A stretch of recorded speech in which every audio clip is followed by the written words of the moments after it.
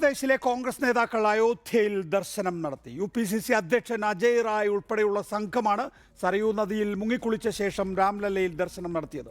ഈ മാസം 22-ന് പ്രാൺപ്രതിഷ്ഠക്കായുള്ള ക്ഷണം നിരാകരിച്ച കോൺഗ്രസ് മകരസംക്രാന്തി ദിനത്തിലെത്തി പുതിയ തന്ത്രങ്ങൾ ആവിഷ്കരിക്കുകയാണ്. ഹിമാചൽ, ഉത്തരാഖണ്ഡ്, രാജസ്ഥാൻ തുടങ്ങിയ സംസ്ഥാനങ്ങളിലെ കോൺഗ്രസ് നേതാക്കൾ കൂടി അടുത്ത ദിവസം അയോധ്യയിൽ എത്തുന്നുണ്ട്. രാഹുൽ ഗാന്ധി ഭാരത് ജോഡോ യാത്രയ്ക്കിടെ അയോധ്യ സന്ദർശിക്കണമെന്ന് ഉത്തർപ്രദേശ് PCC ആവശ്യപ്പെട്ടിട്ടുമുണ്ട്. കോൺഗ്രസിന് അയോധ്യയിൽ നയമുണ്ടോ?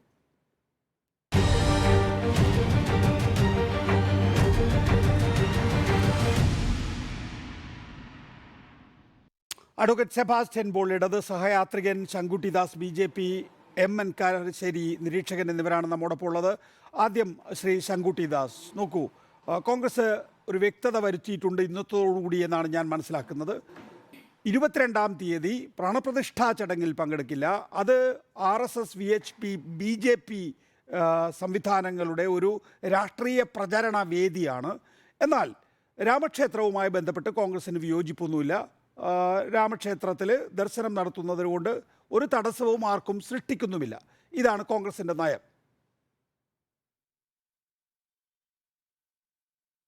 ഇതിപ്പോൾ പുതുതായിട്ട് ഉരുത്തിരിച്ച നയമാണ്. കഴിഞ്ഞ ആഴ്ചത്തെ നയം ഇതായിരുന്നില്ല.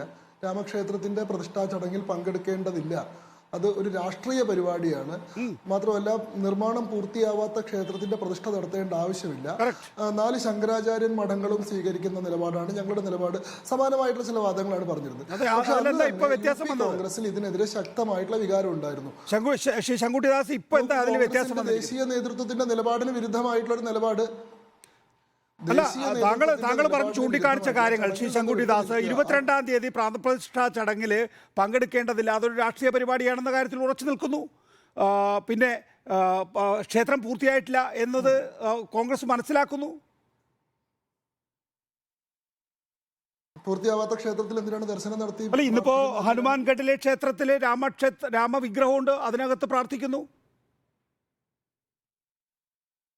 ഇന്ന് അദ്ദേഹം അജയ് റായ് അവിടെ സരയൂ നദിയിൽ മുങ്ങിക്കുളിച്ച് ക്ഷേത്രത്തിൽ ദർശനം നടത്തിയതിനു ശേഷം മാധ്യമങ്ങളോട് പറഞ്ഞത് എന്താണെന്ന് അങ്ങ് കേട്ടോ?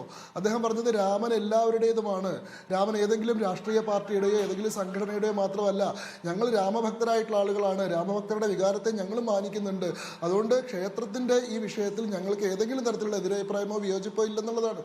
ഇതായിരുന്നില്ല ദേശീയ നേതൃത്വത്തിന്റെ നിലപാട്. കേരളത്തിലെ കോൺഗ്രസിന്റെ പ്രതിപക്ഷ നേതാവായിട്ടുള്ള VD സതീശൻ പറഞ്ഞത് അയോധ്യയിലല്ല രാമൻ കുടിയിരിക്കുന്നത്.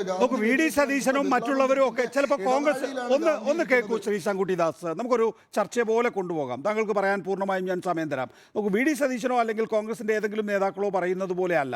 AICC പറഞ്ഞിരിക്കുന്നത് 22-ാം തീയതി പ്രാണപ്രതിഷ്ഠാ ചടങ്ങ് രാഷ്ട്രീയ പരിപാടിയാണ്, അതിന് ഞങ്ങളില്ല എന്നുള്ളതാണ്. എന്നാൽ രാമൻ എന്ന ദൈവത്തിലുള്ള വിശ്വാസം കോൺഗ്രസ് നഷ്ടപ്പെടുത്തുന്നില്ല. അവിടെ ഏതെങ്കിലും ആർക്കെങ്കിലും പോകുന്നതിലൊരു തടസ്സവും കോൺഗ്രസ് മുന്നോട്ട് വെക്കുന്നില്ല. അതുകൊണ്ടാണ് ഇന്ന് കുറച്ചുകൂടി ഒരു നല്ല ദിവസം എന്ന നിലയിൽ ഇന്ന് PCC പോയത് അവിടെ. നല്ല കാര്യമാണ്, അവർ എല്ലാ ദിവസവും പോകണം തന്നെയാണ് എൻ്റെ അഭിപ്രായം. ഇന്ന് മകരസംക്രാന്തി നല്ല ദിവസമാണ് രാമന ദർശനം നടത്താൻ. 22-ാം തീയതി രാമനവമിയാണ്, വളരെ വിശേഷപ്പെട്ട ദിവസമാണ്. അന്നും സാധിക്കുമെങ്കിൽ അവർ പോകണം, പിന്നീടുള്ള ദിവസങ്ങളിൽ അവർ പോകണം. കാരണം എന്താണെന്ന് വെച്ചാൽ ഇവർക്ക് BJPനെയോ നരേന്ദ്രമോദിയെ എതിർക്കാനോ അവഗണിക്കാനോ സാധിക്കും, പക്ഷേ രാമൻ എന്ന് പറയുന്ന ഈ രാജ്യത്തിന്റെ ഹൃദയമൂർത്തിയായിട്ടുള്ള ദേവതാ സങ്കല്പത്തെ നിഷേധിക്കാനുള്ള ശക്തി കോൺഗ്രസിനില്ല. ഈ പറയുന്ന ദേശീയ നേതൃത്വത്തിന്റെ ആ തീരുമാനത്തിന്റെ പൊളിറ്റിക്കൽ ഡാമേജ് പ്രത്യേകിച്ച് UP പോലത്തെ ഒരു സംസ്ഥാനത്തെ എങ്ങനെയാണ് പ്രതിഫലിക്കുക എന്ന് നന്നായി അറിയുന്ന ആളുകളാണ് ദേശീയ നേതൃത്വത്തെ തിരുത്തിക്കൊണ്ട് തന്നെയാണ് ഇങ്ങനെ ഒരു നടപടി സ്വീകരിച്ചിട്ടുള്ളത്. ഇത് സമാനമായിട്ട് മറ്റ് സംസ്ഥാനങ്ങളും പിന്തുടരും. നിങ്ങൾ നോക്കിക്കോളൂ, ഇപ്പൊ ഗുജറാത്തിലുള്ള കോൺഗ്രസിന്റെ നേതാവ് പറഞ്ഞിട്ടുണ്ട് ഇങ്ങനെ ഒരു തീരുമാനം പ്രഖ്യാപിക്കേണ്ട ആവശ്യം ഉണ്ടായിരുന്നില്ല, ഒന്നില്ലെങ്കിൽ ആ കാര്യത്തിൽ നിശബ്ദത പാലിച്ചാൽ മതിയായിരുന്നു എന്നാണ് ഗുജറാത്തിലെ കോൺഗ്രസ് നേതൃത്വം പറഞ്ഞിട്ടുള്ളത്. സമാനമായി ഈ ഹിന്ദു ഹാർട്ട്ലാൻഡിലുള്ള മറ്റ് സംസ്ഥാനങ്ങളിലെ കോൺഗ്രസ് നേതൃത്വവും ദേശീയ നേതൃത്വത്തിന്റെ നിലപാടിന് വിരുദ്ധമായിട്ടുള്ള നിലപാടുകൾ സ്വീകരിക്കുന്നതാണ് നമ്മൾ കാണാൻ പോകുന്നത്. അപ്പോ ഇവിടെ കേരളത്തിലുള്ള കോൺഗ്രസ് പാർട്ടിയുടെ ഒരു സമ്മർദ്ദത്തിന്റെ ഫലമായിട്ടാണ് ഒരുപക്ഷെ ശ്രീ ശങ്കുട്ടിദാസ്, അവിടെയും താങ്കളുടെ വായിൽ നിന്ന് വളരെ കൃത്യമായ ഒരുപക്ഷെ വന്നു. കേരളത്തിലെ കോൺഗ്രസിന്റെ സമ്മർദ്ദ ഫലമായിട്ടാണ് AICC ഇങ്ങനൊരു തീരുമാനമെടുക്കുന്നതെന്ന് പറയുമ്പോൾ അതിന് നമുക്ക് തെളിവുകളില്ല. പക്ഷെ കോൺഗ്രസിനെ സംബന്ധിച്ചിടത്തോളം 22-ാം തീയതിത്തെ പരിപാടി അത് വെറും കോൺഗ്രസ് മാത്രമല്ല, ഇന്ത്യ മുന്നണിയിലെ കോൺഗ്രസ് അടക്കമുള്ള ഭൂരിപക്ഷം കക്ഷികളുടെയും നിലപാട് 22-ാം തീയതിത്തെ പരിപാടി എന്ന് പറയുന്നത് ഒരു രാഷ്ട്രീയ പരിപാടിയാണ്, അതിന് ഞങ്ങൾ നിന്നു കൊടുക്കേണ്ടതില്ല എന്നാണ്. ബാക്കി എല്ലാത്തിലും രാമനെ ആരാധിക്കുന്ന കാര്യത്തിൽ കോൺഗ്രസ് ഒരു ഇഞ്ച് പോലും പിന്നോട്ടില്ല ശ്രീ ശങ്കുട്ടിദാസ്. അങ്ങനെ ഉണ്ട് എന്ന് തോന്നിപ്പിക്കുന്ന എന്തെങ്കിലും കാര്യങ്ങൾ താങ്കൾക്ക് ചൂണ്ടിക്കാണിക്കാം? അത് നല്ല കാര്യമാണ്. രാമനെ ആരാധിക്കുന്ന കാര്യത്തിൽ കോൺഗ്രസ് പുറകോട്ടില്ല. ഞങ്ങൾ രാമനെ പ്രധാനപ്പെട്ട ഒരു ദേവതയായി തന്നെ ഈ രാജ്യത്തിന്റെ ഭാരതത്തിന്റെ ധർമ്മത്തിന്റെ ഒരു മൂർത്തി രൂപമായി തന്നെ കാണുന്നു. ആ ആരാധനയിൽ നിന്ന് ഞങ്ങൾ പുറകോട്ട് പറയുന്നില്ലെന്ന് കോൺഗ്രസ് പറയുമ്പോൾ ഈ രാജ്യത്തിന്റെ സംസ്കാരത്തോടും പൈതൃകത്തോടും അവർ കൂടുതൽ അടുക്കുകയാണ് ചെയ്യുന്നത്. അങ്ങനെ ചെയ്യാതിരുന്നത് കൊണ്ടാണ് ഒരു പക്ഷേ ഇവിടുത്തെ പൈതൃകങ്ങളെ നിഷേധിക്കാൻ ശ്രമിച്ചുകൊണ്ടാണ്. നിങ്ങൾക്കറിയാമല്ലോ, സേതു സമുദ്രം പ്രോജക്റ്റ് പോലെയുള്ള വിഷയങ്ങളുടെ കാലത്ത് സുപ്രീം കോടതിയിൽ രാമൻ ഒരു മിത്തിക്കൽ ക്യാരക്ടറാണ്, രാമൻ ഒരു വെറും കെട്ടുകഥയാണ് എന്ന് സത്യവാങ്മൂലം കൊടുത്തിട്ടുള്ള ആളുകളാണ് കോൺഗ്രസ് പാർട്ടി. അങ്ങനെയുള്ള ആളുകൾ ഇപ്പോൾ രാമനെ ഞങ്ങൾക്ക് ഏറ്റവും പ്രധാനപ്പെട്ട മൂർത്തി തന്നെയാണ്, അതിൽ നിന്ന് ഞങ്ങൾക്ക് മാറി നിൽക്കാൻ കഴിയില്ല എന്ന് പറയുന്നത് കാലം മാറിയത് കൊണ്ടാണ്, ഇവിടുത്തെ സാഹചര്യങ്ങൾ മാറിയത് കൊണ്ടാണ്. ദേശീയ നേതൃത്വം ഈ സാഹചര്യത്തിന്റെ മാറ്റം വളരെ വൈകാതെ തന്നെ തിരിച്ചറിയുകയും ഒരുപക്ഷെ BJP സർക്കാരിനേക്കാൾ കൂടുതൽ ആവേശത്തോടും കൂടുതൽ താല്പര്യത്തോടും കൂടി ഈ പ്രാണപ്രതിഷ്ഠയുമായി ബന്ധപ്പെട്ട കാര്യങ്ങളിൽ സഹകരിക്കുകയും ചെയ്യും എന്ന് തന്നെയാണ് ഞാൻ മനസ്സിലാക്കുന്നത്. ശരി, ദയവായി തുടരുക ശ്രീ ശങ്കുട്ടിദാസ്. പ്രൊഫസർ MN കാരശ്ശേരി, പക്ഷേ അതൊക്കെ പറയുമ്പോഴും കോൺഗ്രസ് ഒരു നയമില്ലാത്ത പാർട്ടിയായി മാറുന്നുണ്ടോ? ഉദാഹരണത്തിന് നമ്മളൊരു കേരള കോണ്ടെക്സ്റ്റിൽ ഇതിനെ വിലയിരുത്തിയിട്ട് കാര്യമില്ല. രാജ്യത്തിൻ്റെ പൊതുവായിട്ടുള്ള അർത്ഥത്തിൽ രാമൻ എന്ന് പറയുന്നത് മഹാഭൂരിപക്ഷം ഇന്ത്യക്കാരുടെയും ദൈവ സങ്കല്പമാണ്. അങ്ങനെ ഒരു ക്ഷേത്ര ചടങ്ങിലേക്ക് പോകേണ്ടതില്ല എന്ന് തീരുമാനിച്ച കോൺഗ്രസ് ഇപ്പോൾ ഓരോ കൂട്ടമായി പോകുമ്പോൾ അതെന്ത് സന്ദേശമാണ് നൽകുന്നത് പൊളിറ്റിക്കലി? നികേഷ്, കോൺഗ്രസ്സിന് നയമില്ല എന്നുള്ള ഒരു ലളിതമായ കാര്യമാണ് ഇതിലൂടെ പുറത്തു വരുന്നത്. കാരണം കോൺഗ്രസിൻ്റെ പാരമ്പര്യം എന്ന് പറയുന്നത് പ്രധാനമായിട്ടും ഗാന്ധിയുടെയും നെഹ്റുവിൻ്റെയും പാരമ്പര്യമാണ്. അപ്പോൾ ഗവൺമെൻറ്റുകളുടെ ഒരു ആധിയായിട്ട് മതവിശ്വാസം, അല്ലെങ്കിൽ രാഷ്ട്രീയ പാർട്ടികളുടെ ഒരു പ്രവൃത്തിയായിട്ട് മതവിശ്വാസം കൊണ്ടു നടക്കുന്ന ഒരു പാരമ്പര്യം കോൺഗ്രസ്സിനില്ല. കാരണം ഇവിടുത്തെ മതാചാരങ്ങളെ ഗാന്ധിയോ നെഹ്റുവോ വിമർശിച്ചതൊക്കെ പൗരാവകാശങ്ങൾക്കെതിരായിട്ട്, ജനാധിപത്യത്തിനെതിരായിട്ട്, വ്യക്തി സ്വാതന്ത്ര്യത്തിനെതിരായിട്ട് വന്നപ്പോഴാണ്. അതുകൊണ്ട് ആചാര ലംഘനമാണ് നവോത്ഥാനം എന്ന് അവർ വിചാരിച്ചു. അപ്പോൾ ഇപ്പോൾ കോൺഗ്രസ് പിന്നീട് നമുക്കറിയുന്ന, എല്ലാവർക്കും അറിയുന്ന കാര്യം ഞാൻ ഓർമ്മയാക്കുന്നേ ഉള്ളൂ, രാമജന്മഭൂമി ക്ഷേത്രം പൊളിച്ചിട്ട് അതിൻ്റെ തറയിലാണ് ബാബരി പള്ളി പണിതത് എന്നുള്ള അവകാശവാദം ഉയരുന്നത് 49-ലാണല്ലോ. അവിടെ അതിനകത്ത് വ്യാജമായി പ്രതിഷ്ഠകൾ കൊണ്ടുവച്ചു എന്നൊക്കെ കോടതി പോലും പറഞ്ഞ കാര്യമാണ്. അപ്പോൾ ആ വിവാദത്തിലേക്കൊന്നും ഞാനിപ്പോൾ പോകുന്നില്ല. അന്ന് ജവഹർലാൽ നെഹ്റു പറഞ്ഞൊരു കാര്യമുണ്ട്. ആ കെട്ടിടം മുസ്ലിമിൻ്റെയോ ഹിന്ദുവിൻ്റെയോ അല്ല, അത് ഇവിടുത്തെ പുരാവസ്തു വകുപ്പിൻ്റെ സമ്പത്താണ്, അവിടേക്ക് മുസ്ലിങ്ങളും ഹിന്ദുക്കളും ആരും പോണ്ട എന്ന് പറഞ്ഞാൽ അദ്ദേഹം 49 അടച്ചിട്ടു. ആ അടച്ചിട്ട പള്ളിയാണ് 1986 അദ്ദേഹത്തിൻ്റെ മകളുടെ മകൻ രാജീവ് ഗാന്ധി ശിലാന്യാസിന് തുറന്നു കൊടുക്കുന്നത്. അപ്പോൾ ഇതോടുകൂടിയാണ് ഈ പ്രശ്നം ഉണ്ടാവുന്നത്. അപ്പോൾ നമ്മൾ ഓർക്കേണ്ട ഒരു കാര്യം, 1991 PV നരസിംഹറാവു, കോൺഗ്രസ്സുകാരനായ ആന്ധ്രാപ്രദേശിലെ നേതാവ്, പ്രധാനമന്ത്രി ആയിരിക്കുമ്പോൾ 1991 പ്ലേസ് ഓഫ് വർഷിപ്പ് ആക്ട് എന്നൊരു സാധനം വന്നിട്ടുണ്ട്. ആ നിയമത്തിൽ എന്താണ് പറഞ്ഞത്? 1947 ആഗസ്റ്റ് 15 മുമ്പ് ഏതൊക്കെ ക്ഷേത്രങ്ങളും ആരാധനാ സ്ഥലങ്ങളും ഏതൊക്കെ ആയിട്ട് നിലനിന്നോ അത് അങ്ങനെ തന്നെ നിലനിർത്തണം, സ്റ്റാറ്റസ് കോ മെയിൻറ്റെയിൻ ചെയ്യണം. അത് മാറ്റാനോ മറിക്കാനോ അവകാശവാദം ഉന്നയിക്കാനോ ആർക്കും പാടില്ല എന്നൊരു നിയമം ഇപ്പോഴും ഇവിടെ നിലവിലുണ്ട്. ആ നിയമം നിലനിൽക്കെയാണ് 1992 ഡിസംബർ 6 ബാബരി പള്ളി പൊളിക്കുന്നത്. അപ്പോൾ ആ പൊളിച്ച പള്ളിയുടെ തറയിലാണ് ഈ രാമക്ഷേത്രം നിർമ്മിച്ചത് എന്ന് പറയുമ്പോൾ അത് ഇവിടുത്തെ പാരമ്പര്യത്തിനും ഇവിടെ നിലവിലുള്ള നിയമത്തിനെതിരായിട്ടുള്ളൊരു കാര്യമാണ്. അതൊക്കെ രാഷ്ട്രീയത്തിന് വേണ്ടി, BJPയുടെ വോട്ടിന് വേണ്ടി ചെയ്തതാണ് എന്ന് എല്ലാവർക്കും അറിയാം. അപ്പോൾ കോൺഗ്രസ്സിന് അതിലുള്ള നിലപാട് എപ്പോഴും അവർ മാറി മാറി കളിച്ചു. ഇപ്പോൾ 1985 ഏപ്രിൽ 23 ഷാബാനു കേസിൻ്റെ വിധി വന്നു. ഷാബാനു കേസിൻ്റെ വിധിയിൽ അന്ന് സുപ്രീം കോടതി പറഞ്ഞത്, മുൻ ഭാര്യയ്ക്ക് മരണം വരെയോ പുനർവിവാഹം വരെയോ ചെലവിന് കൊടുക്കണം എന്നുള്ള 125 CRPC 125 അനുസരിച്ചുള്ള വിധിയിൽ നിന്ന് മുസ്ലിം ഭർത്താവിനെ ഒഴിവാക്കാൻ കഴിയില്ല, കാരണം ക്രിമിനൽ പ്രൊസീജിയർ കോഡ് എല്ലാവർക്കും തുല്യമാണെന്ന്. ആ വളരെ ന്യായമായ സുപ്രീം കോടതി വിധിയെ മറികടക്കാൻ വേണ്ടിയാണ് രാജീവ് ഗാന്ധി 1986 മുസ്ലിം വനിതാ നിയമം കൊണ്ടുവരുന്നത്. അതിൽ ഈ ഉത്തരവാദിത്തത്തിൽ നിന്ന് മുസ്ലിം ഭർത്താവിനെ ഒഴിവാക്കി. അത് രാജ്യത്ത് വലിയ പ്രശ്നമായിരുന്നു. മുസ്ലിം മതമൗലികവാദികൾക്ക് കീഴടങ്ങി രാജീവ് ഗാന്ധി എന്ന് വളരെ വ്യക്തമായിരുന്നു. അത് തണുപ്പിക്കാൻ വേണ്ടിയാണ് എന്നാണ് എൻ്റെ ധാരണ, പലരുടെയും ധാരണ, അദ്ദേഹം 1986 ശിലാന്യാസത്തിന് ഈ ബാബരി പള്ളി തുറന്നു കൊടുത്തത്. അപ്പോൾ തുടക്കം തൊട്ട് അതിൽ മുഴുവനുള്ളത് ജനാധിപത്യ വിരുദ്ധവും നിയമവിരുദ്ധമായ പണികളാണ്. അപ്പോൾ ഒരു രാഷ്ട്രീയ പാർട്ടിയുടെ പ്രധാനപ്പെട്ട പ്രശ്നം എന്ന് പറയുന്നത് ദൈവം ആരാണ്, അവതാരം ആരാണ്, ആരാധനാലയം എന്താ നോക്കലല്ല, ആ സ്വാതന്ത്ര്യം നിലനിർത്തുക എന്ന് മാത്രമേ ഉള്ളൂ. ബാക്കിയുള്ളവിടെ എത്രയോ ജനകീയ പ്രശ്നങ്ങളുണ്ട്. ആളുകളുടെ പട്ടിണിയുണ്ട്, നിരക്ഷരതയുണ്ട്, ചികിത്സ കിട്ടാത്ത അവസ്ഥയുണ്ട്, പ്രകൃതി ദുരന്തങ്ങളുണ്ട്, എന്തെല്ലാം പ്രശ്നങ്ങൾ.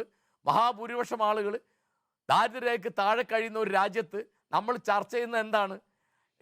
രാമൻ അല്ല, അത് തന്നെയാണ് യഥാർത്ഥത്തിൽ ഇങ്ങനെ ഒരു വിഷയം തെരഞ്ഞെടുപ്പിന് മുമ്പ്, ഇപ്പോൾ രാമക്ഷേത്ര നിർമ്മാണം പൂർത്തിയാകുന്നതിന് മുമ്പ് തന്നെ ഇപ്പോൾ പ്രാൺ പ്രതിഷ്ഠാ ചടങ്ങ് നടത്തുന്നു. പ്രാൺ പ്രതിഷ്ഠാ ചടങ്ങ് നടത്തുന്നത് നരേന്ദ്രമോദി തന്നെയാണ് എന്ന് പറയുമ്പോൾ അത് തെരഞ്ഞെടുപ്പിനെ ലക്ഷ്യം വെച്ചു തന്നെയാണ് എന്ന കാര്യത്തിൽ നമുക്ക് നല്ല വ്യക്തതയുണ്ട്.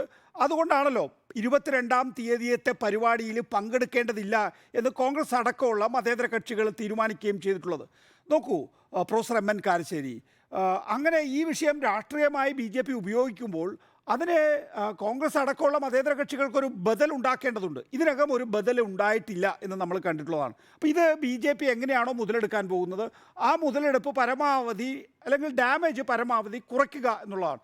അതിനു വേണ്ടിയിട്ടാണ് ഇപ്പോൾ UPCCയുടെ അജയ് റായി അടക്കമുള്ളവർ സരയൂ നദിയിൽ മുങ്ങി ക്ഷേത്ര ദർശനം നടത്തിയിരിക്കുന്നത്. ഇനി വരാനിരിക്കുന്ന ദിവസങ്ങളിൽ ഹിമാചൽ, ഉത്തർപ്രദേശ്, രാജസ്ഥാൻ PCCകൾ കൂടി അവിടെ പോകാൻ തീരുമാനിച്ചിട്ടുണ്ട്. ഇത് വെറും 3 പേരുകൾ മാത്രമാണ്, 3 സംസ്ഥാനങ്ങളുടെ പേരുകൾ മാത്രമാണെങ്കിൽ ഏതാണ്ട് എല്ലാ സംസ്ഥാനങ്ങളുടെയും PCCകൾ പോകുമെന്ന് വേണമല്ലോ ഈ PCCകളുടെ തീരുമാനത്തിൽ നിന്ന് മനസ്സിലാക്കാൻ സാധിക്കുന്നത്. മാത്രമല്ല രാഹുൽ ഗാന്ധി ഭാരത് ജോഡോ യാത്രയ്ക്കായി UPയിലെത്തുമ്പോൾ, ഭാരത് ജോഡോ യാത്രയിലാണ് ഏറ്റവും കൂടുതൽ ദിവസം ഈ ഘട്ടത്തിൽ രാഹുൽ ഗാന്ധി ചെലവഴിക്കുന്നത്. രാഹുൽ ഗാന്ധിയും ഈ രാമക്ഷേത്രം സന്ദർശിക്കണമെന്ന ആവശ്യം PCC ഉന്നയിച്ചിട്ടുണ്ട്. കോൺഗ്രസിനെ സംബന്ധിച്ചിടത്തോളം ഇക്കാര്യത്തിൽ രാഷ്ട്രീയ മുതലെടുപ്പ് നടത്തുകയാണ് എന്ന തിരിച്ചറിവിൻ്റെ അടിസ്ഥാനത്തിൽ ആ ഡാമേജ് പരമാവധി കൺട്രോൾ ചെയ്യുക എന്നുള്ളതാണ്. ഒരു തെരഞ്ഞെടുപ്പിൽ മത്സരിക്കുന്ന രാഷ്ട്രീയ പാർട്ടി എന്നുള്ള നിലയിൽ കോൺഗ്രസിന് മുന്നിൽ മറ്റെന്ത് പോംവഴിയാണ് ഉള്ളത് പ്രൊഫസർ കാരശ്ശേരി? ഇല്ല നികേഷ്, നമ്മൾ രാഷ്ട്രീയം അല്ലെങ്കിൽ തെരഞ്ഞെടുപ്പ് വിജയം എന്നുള്ളതാണോ നിലപാട് എന്നുള്ളതാണോ പ്രധാനം? ഇപ്പോൾ ഞാൻ ഒരു ഉദാഹരണം പറയാം.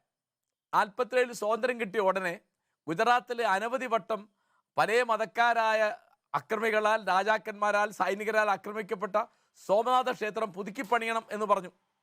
ആരാ പറയുന്നത്? ഗുജറാത്തുകാരനായ വല്ലഭായ് പട്ടേലാണ് പറയുന്നത്. അപ്പോൾ അതേ ഉപപ്രധാനമന്ത്രിയാണ്, പ്രധാനമന്ത്രി നെഹ്റുവാണ് പറയുന്നത് അതൊന്നും ഗവൺമെൻറ്റിൻ്റെ പണിയല്ല. അപ്പം അന്ന് ഗാന്ധി ജീവിച്ചിരിപ്പുണ്ട്. ഗാന്ധി പറഞ്ഞു അത് പുതുക്കി പണിയണം, പക്ഷേ അത് ഭക്തന്മാരുടെ പണം കൊണ്ടേ പാടുള്ളൂ, സർക്കാരിൻ്റെ പണം കൊണ്ട് പാടില്ല. അപ്പോൾ അത് കഴിഞ്ഞിട്ട് അതിൻ്റെ ഉദ്ഘാടനത്തിന് വല്ലഭായ് പട്ടേൽ രാജേന്ദ്ര പ്രസാദിനെ ക്ഷണിക്കുന്നു. അതേ രാഷ്ട്രപതിയാണ്.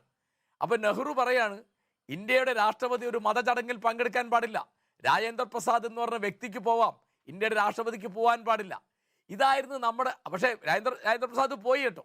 ഞാൻ പറയുന്നത് നെഹ്റു എപ്പോഴും ഈ തരത്തിലാണ് ആ ജനാധിപത്യത്തിൻ്റെയും കോൺഗ്രസിൻ്റെ മതേതര ബോധത്തിൻ്റെയും അടിത്തറ പണിതത്. ഇപ്പോൾ കേരളത്തിൽ ഓർമ്മിക്കാവുന്ന ഒരു കാര്യം ഞാൻ പറയുന്നത്, വിമോചന സമരം കഴിഞ്ഞ് വന്ന തെരഞ്ഞെടുപ്പിൽ ഇവിടുത്തെ ക്രിസ്ത്യൻ പുരോഹിതന്മാർ കമ്മ്യൂണിസ്റ്റുകാർക്കെതിരായിട്ട് വോട്ട് ചെയ്യണം എന്നൊരു പ്രസ്താവന പുറപ്പെടുവിച്ചു. അപ്പോൾ നെഹ്റു അതിൻ്റെ പ്രതികരണം എന്താണെന്ന് വെച്ചാൽ, കമ്മ്യൂണിസ്റ്റുകാർക്കെതിരായിട്ട് വോട്ട് ചെയ്യണം എന്നുള്ള അഭിപ്രായക്കാരനാണ് ഞാനും, പക്ഷേ ക്രിസ്ത്യൻ പുരോഹിതന്മാരത് പറയാൻ പാടില്ല എന്ന് അദ്ദേഹം പറഞ്ഞത്. കോലീപി സഖ്യത്തിന് വേണ്ടി കമ്മ്യൂണിസ്റ്റുകാർക്കെതിരായിട്ട് പ്രസ്താവന പുറപ്പെടുവിച്ച ക്രിസ്ത്യൻ പുരോഹിതന്മാരെ നിഷേധിക്കാൻ നെഹ്റു ചെയ്തത്. നെഹ്റുവിൻ്റെ നിലപാട് അതായിട്ട്. കാരണം രാഷ്ട്രീയത്തിലേക്ക് മതം കടന്നു വരുന്നത് ഈ അളവിൽ അനുവദിക്കാൻ പറ്റില്ല എന്നാണ് നെഹ്റു അന്ന് പറഞ്ഞത്. അപ്പോൾ ഇപ്പോൾ ഇത് കംപ്ലീറ്റ് ഇപ്പോൾ BJPയോട് എങ്ങനെയാണ് കോൺഗ്രസ് മത്സരിക്കുന്നത്? അവരുടെ ഹിന്ദുത്വ സമീപനത്തിൻ്റെ പേരിൽ തന്നെയാണോ മത്സരിക്കുന്നത്? ഇപ്പോൾ ഞാനിപ്പോൾ ഓർക്കുന്നൊരു കാര്യം, ഇതിൻ്റെ തറക്കല്ലിടലിന് തന്നെ ക്ഷണിച്ചില്ല എന്നൊരു പരിഭവം പറഞ്ഞിരുന്നു പ്രിയങ്ക ഗാന്ധി. ആലോചിച്ച് നോക്കൂ എന്താണ് അതിനർത്ഥം. അപ്പോൾ ഇപ്പോൾ രാഹുൽ ഗാന്ധി പോയാൽ എനിക്കൊരു അത്ഭുതം ഉണ്ടാവില്ല. അപ്പോൾ കേരളത്തിലൊരു നിലപാടും യു പിയിൽ വേറെ നിലപാടും എന്ന തരത്തിൽ കോൺഗ്രസിൻ്റെ രാഷ്ട്രീയ പാപ്പരത്വം കാണിക്കുന്ന ഒന്നാണ് ഇപ്പോഴത്തെ ഈ സന്ദർശനം എന്ന് പറയുന്നത്. നമുക്കൊരു നിലപാട് വേണ്ടി വിശ്വാസം ഉണ്ടാവും. ഇപ്പോൾ ഇവരൊക്കെ വിശ്വാസികളാണ്. ഇപ്പോൾ നെഹ്റു വിശ്വാസിയല്ല, വല്ലഭായ് പട്ടേലോ അല്ലെങ്കിൽ അബുൽ കലാം ആസാദോ അവരൊക്കെ വിശ്വാസികളാണെന്നേ. ആ വിശ്വാസികളായിരിക്കെ തന്നെ നമുക്ക് ഭരണത്തിലോ രാഷ്ട്രീയത്തിലോ മതം കൂട്ടിക്കൊടുക്കാതെ നോക്കുക എന്നുള്ളതായിരുന്നു നമ്മുടെ ദേശീയ പ്രസ്ഥാന കാലത്ത്, പ്രത്യേകിച്ച് 40കൾ കഴിഞ്ഞപ്പോൾ. അതായത് ഹിന്ദുക്കളും മുസ്ലിങ്ങളും രണ്ട് സമുദായം എന്നതിലധികം രണ്ട് രാഷ്ട്രമാണ് എന്നുള്ള ജിന്നയുടെ പ്രമേയം വന്ന ആ കാലം തൊട്ട് വളരെ ശക്തമായി ഈ തരത്തിൽ രാഷ്ട്രീയത്തിലേക്ക് മതം കൊണ്ടുവരാൻ പാടില്ല, മതത്തിലേക്ക് രാഷ്ട്രീയം കൊണ്ടുപോകാൻ പാടില്ല എന്നൊരു നിലപാടായിരുന്നു പ്രധാനമായിട്ടും ജവഹർലാൽ നെഹ്റു. അപ്പോൾ അദ്ദേഹം 17 കൊല്ലം തുടർച്ചയായി പ്രധാനമന്ത്രി ആയതുകൊണ്ടാണ് നമ്മൾ ഇന്ന് അനുഭവിക്കുന്ന പലതും അനുഭവിക്കുന്നതാണ് എൻ്റെ വിചാരം.